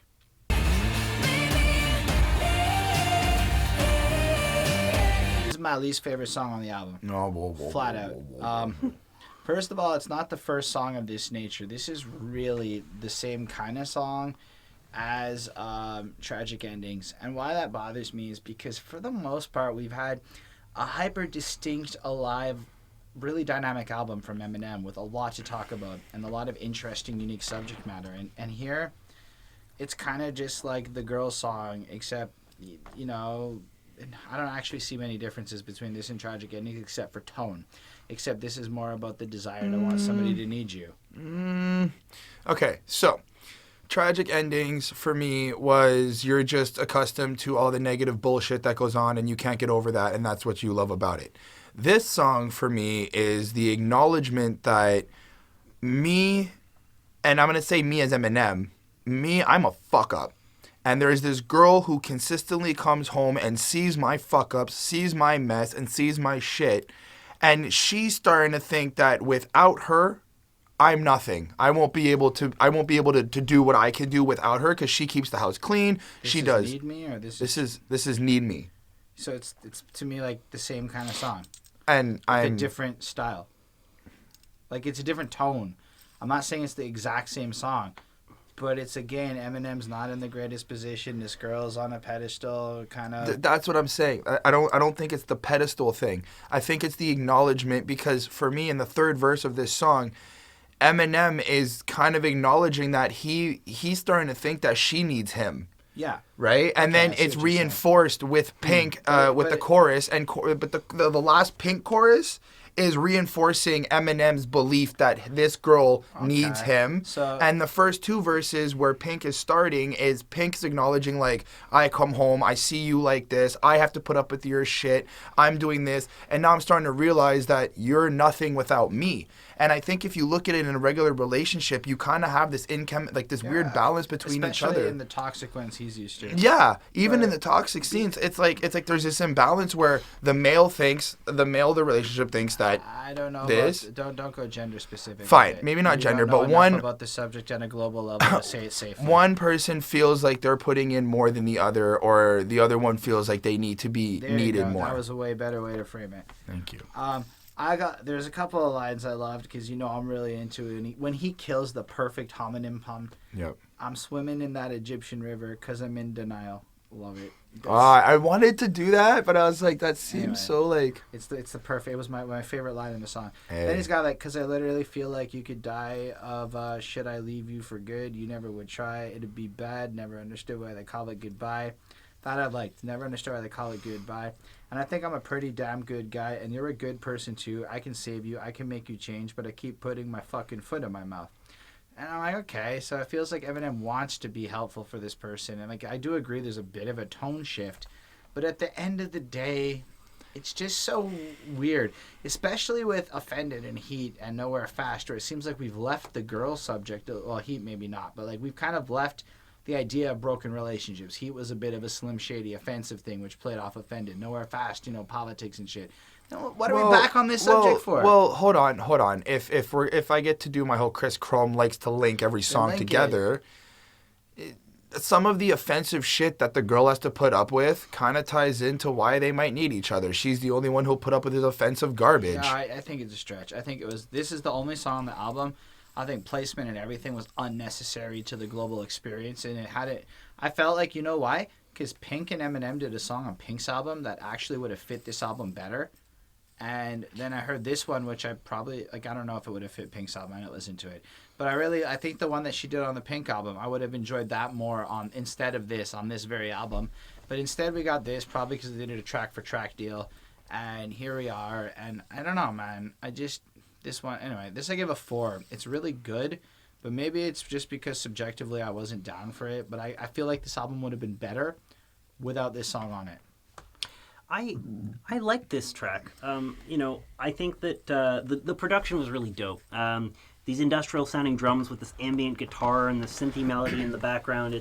It sounded cool. And I really like Pink's voice. She's also one of the only pop stars that I like and have liked for, probably since my childhood.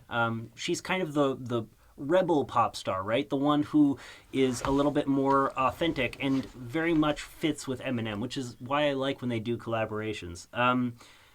I am inclined to kind of agree with Holden on how a lot of this feels very rehashed, and we've heard this from Eminem on this album already. I also have trouble seeing the way that it differs from other songs that we've heard.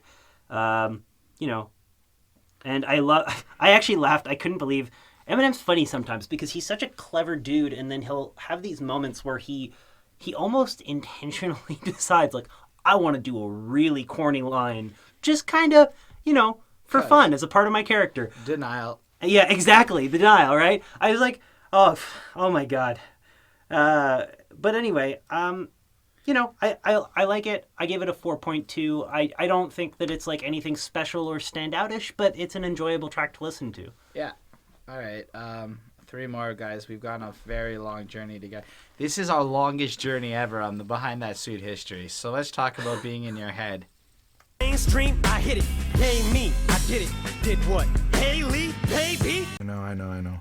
So Zombie is fucking amazing. And Rick Rubin ruined this song by not changing Zombie enough to make me not... Because, listen, I love Zombie. Like, yeah, I do too. listen to it a lot. It's plussed on my Spotify. It's a regular listen for me. I've never heard it. You really should rectify that. Anyway, I love it so much that for my side project, Raps on Everything, the first song I wrote for it was over Zombie. So, like, for me, it was like, oh. I've heard that. I've just not heard. Eminem. To be clear, you just invalidated my use of this song ever. Thanks, buddy. To be clear to fans who are not familiar with what we're talking about, Zombie is probably the most well-known song by the band The Cranberries. It's like the only song they wrote that anyone knows. And it is a very good, very well-known song. I believe it's actually about the conflict in Ireland. Yeah. With their tanks and their bombs and their bombs and their guns in your head. I like the concept of Zombie. I like the concept of Zombie on this song in terms of remembering thoughts and memories and experiences. I guess that's what it is he took this amazing song and repurposed the idea of being lost, and he turned it into being lost in your head while he's like driving. Because it feels like, because I got this sense of like when you're lost in your head, you feel zombified because you're too focused on what's going on, right? That didn't change what bothered me about this song, because sometimes when you touch something that's like a fucking super classic, but I do want to call out, I can't unhear the original. It is cool, the different perspective, because you don't like it because you know the original song. But I'm on another side where I'm like, I've never heard the song, so the interpretation is a little different. Yeah, that's all I'm saying. That's the danger in doing like the same thing, like when Rihanna and DJ Khaled did that Santana cover, and it was just obnoxious because you just heard that. It's like, bro, it's not Santana. You can't do that. Well, I guess I had the same feeling with the I Love Rock and Roll song. Yeah, to me, it was a bigger offense with Cranberries for me here. And what I didn't change the beat at all. I just took the karaoke version as is. So it was like the authentic. What really made it hard was the fact that the highs of the song and the mids of the song were more or less the same.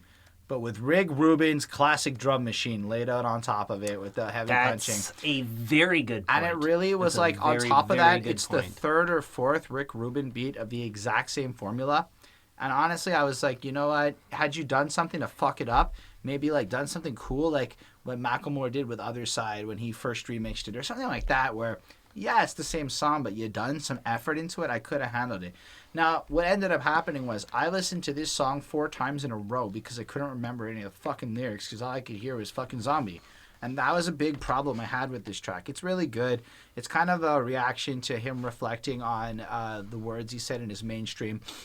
What this is the segue song into the finale track. Yeah. And it's kind of getting you, it's almost like if you were to picture the last 3 songs as a movie, Eminem's in the car, he's in his head, he's describing all these thoughts to us. And the only lines I really wrote down was, I spit it, the mainstream, I hit it, blame me, I did it, did what? Haley, baby, I didn't mean to make you 80% of what I rapped about. And that's really the crux of it. It's that he's reflecting on his mother, Haley, and stuff, and the impact of his words on those all around him. And it just kind of takes you away from like super offensive land Eminem and into what we're going to get into in the next couple of songs. I think it serves its role like that really well. And I admit that it's a really hype song. I just don't like the fact that Rick Rubin did what he did and how he did it. That doesn't take away from what Eminem did, which is truly stellar, and I really enjoy how he hit it. I give this a 4.5 on 5.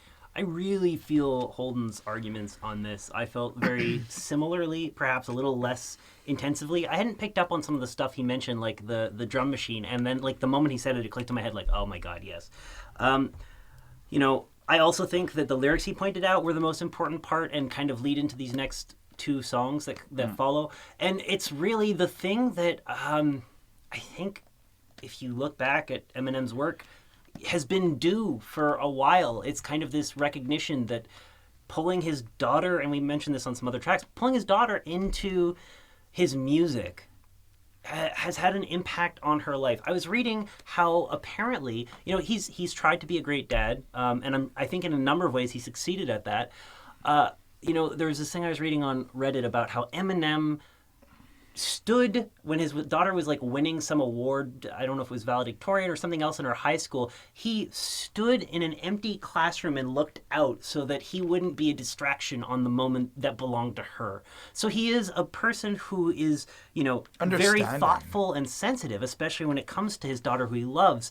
And I think now as an adult, he kind of has realized, seen the impact that his music has had on her firsthand going through her life. It's something that she's carried with her. Not just that, actually, to take it one step further, because you made me think of something. Imagine what Haley feels not being able to have her father right up there with her. Yeah. Right. Like well, in the crowd and whatnot. Yeah, you know what I mean. Like, understanding that he's that thoughtful. Yes, you were there. Nobody can say he wasn't there, but the fight still here is your daughter can look at you and be like, you weren't in, like, you weren't in front, you know? I agree. How did you feel? I give it a 4.6, by the way, just for the record. I gave this song a 4. I gave the song a 4 only because the beat didn't really get to me. I didn't really like the way it was produced. It didn't sound mixed in properly. It was very edgy to me. Okay. But that's really it. I like the concept of what he's doing. I like the acknowledgement of trying to run away from your problems, but also kind of questioning that eventually he has to kind of stand up and deal with it. Yep. So that was really cool. And yeah, just acknowledging that, you know what, we all want to be famous. We also got to start understanding that we're going to have kids. And we're going to... Don't add what I haven't thought about. Yeah, I've been thinking about this for years. Fine. Then even at that, I got to start thinking, like, what am I going to do? And what is... This is, I think, what... And you said this off camera. This is the album you needed. This is maybe the album I needed to also understand. In my, like, end part. Yeah. I apologize for that. But I gave this song a 4 on 5. Because honestly, as much as In Your Head's good, I don't know if you have more to add to In Your Head, because there's some stellar fucking stuff to talk about coming up. No, we can move on. Let's talk about the Castle. And it's hard to talk about this as one, but we'll do Castle and then we'll do the other one. Now I'm on my stomach soon. I better do something quick if I'm gonna be able to support you. This song, okay, look, these last 2 songs are a slash song separated, right? I mean, it's very clear to anyone who's listened to this. Yeah. I never thought I would. I thought I had all of my heartfeltness. I thought my tears were done. They were not done. This song, and it didn't click right away. So I was listening, and then it clicked about the second verse or the third verse. It really clicked what this was. So verse 1 is 96 of December, and it was Haley being pregnant, and he's writing her these letters, and he's going through... Haley's pregnant? No, sorry, Kim's pregnant, and it's to Haley, and he's like December 26th, 19, whatever. And he's like writing this letter to the fetus version of Haley. Fuck, you're killing me. And it's pre-infinite, and I didn't write a lot of lyrics, but just to contextualize, if I use the same energy, I'm saying rhymes and write them with the same passion, the same exact enthusiasm as I'm using in this later. Maybe you can feel me as I'm trying to build these castles out of sand, baby girl. And that to me is amazing. It's the only lyrics I quoted for this portion because it kind of is more about what the song's about to me. It flows well. It's Eminem letter. It's like Stan-styled writing. It's the letter writing Eminem. He's got many of those.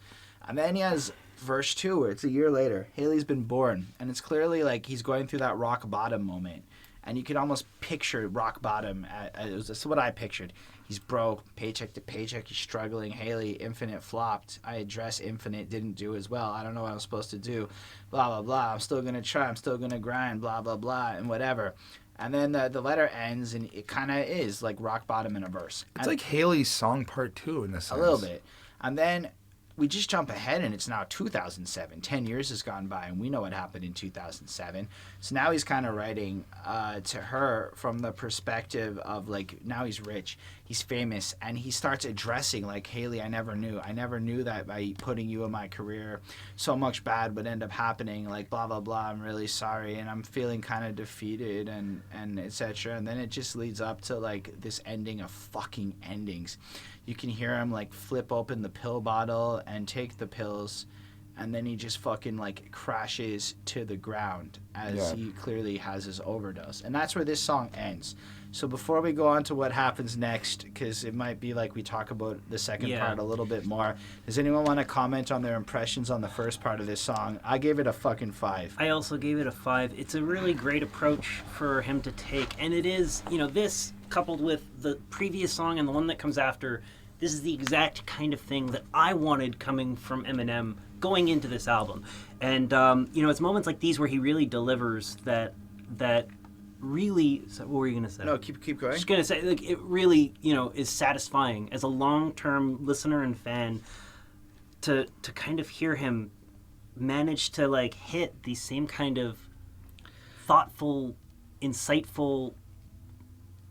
narrative notes that we've seen in the past. So you know how I was describing a little bit about how this album has kind of a meta approach. You know those songs that you didn't like, the ones you felt were kind of offensive? Yeah. Keep in mind that that was a framing of acknowledgement of that era of his career leading up until this moment where he's describing the psychological impact. So when you're hearing this part of the verse, it's almost like this whole album is an extension of these letters to Haley. I mean, the whole Revival album is kind of like these letters to Haley. See, that's an interesting perspective, but I'm not fully convinced. And the reason I'm not fully convinced is that this scene seems to take place right before Relapse. But if you look at a lot of the part of the offense of his career, but a lot of what he's addressed almost feels like it's dealing with the perspective and introspection of today is clearly there, and it does have a very hindsight approach, but a lot of the subject matter is from that part of his life. Let's just remember, though, he is filling up gaps on certain years that we've missed. Well, I think what he's doing is we didn't need to hear about the period between 98 and 2006 because we had all those albums and we got that patch of the story.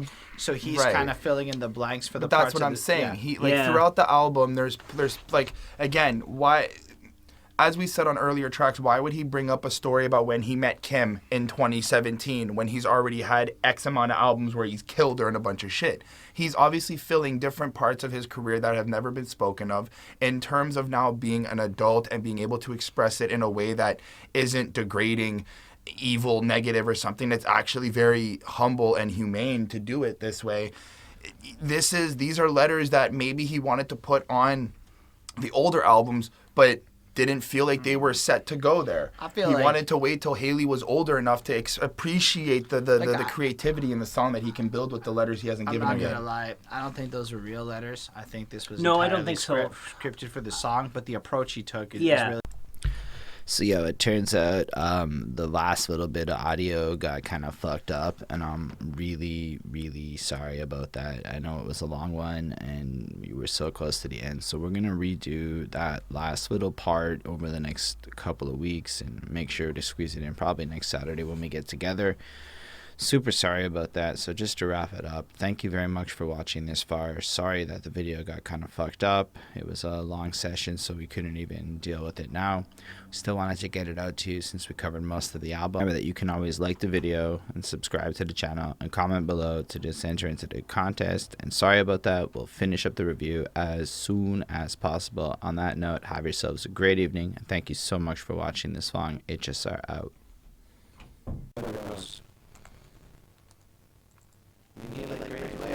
I didn't notice.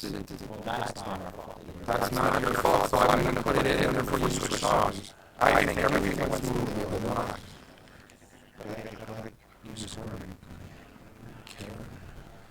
Everybody keeps adding more fucks.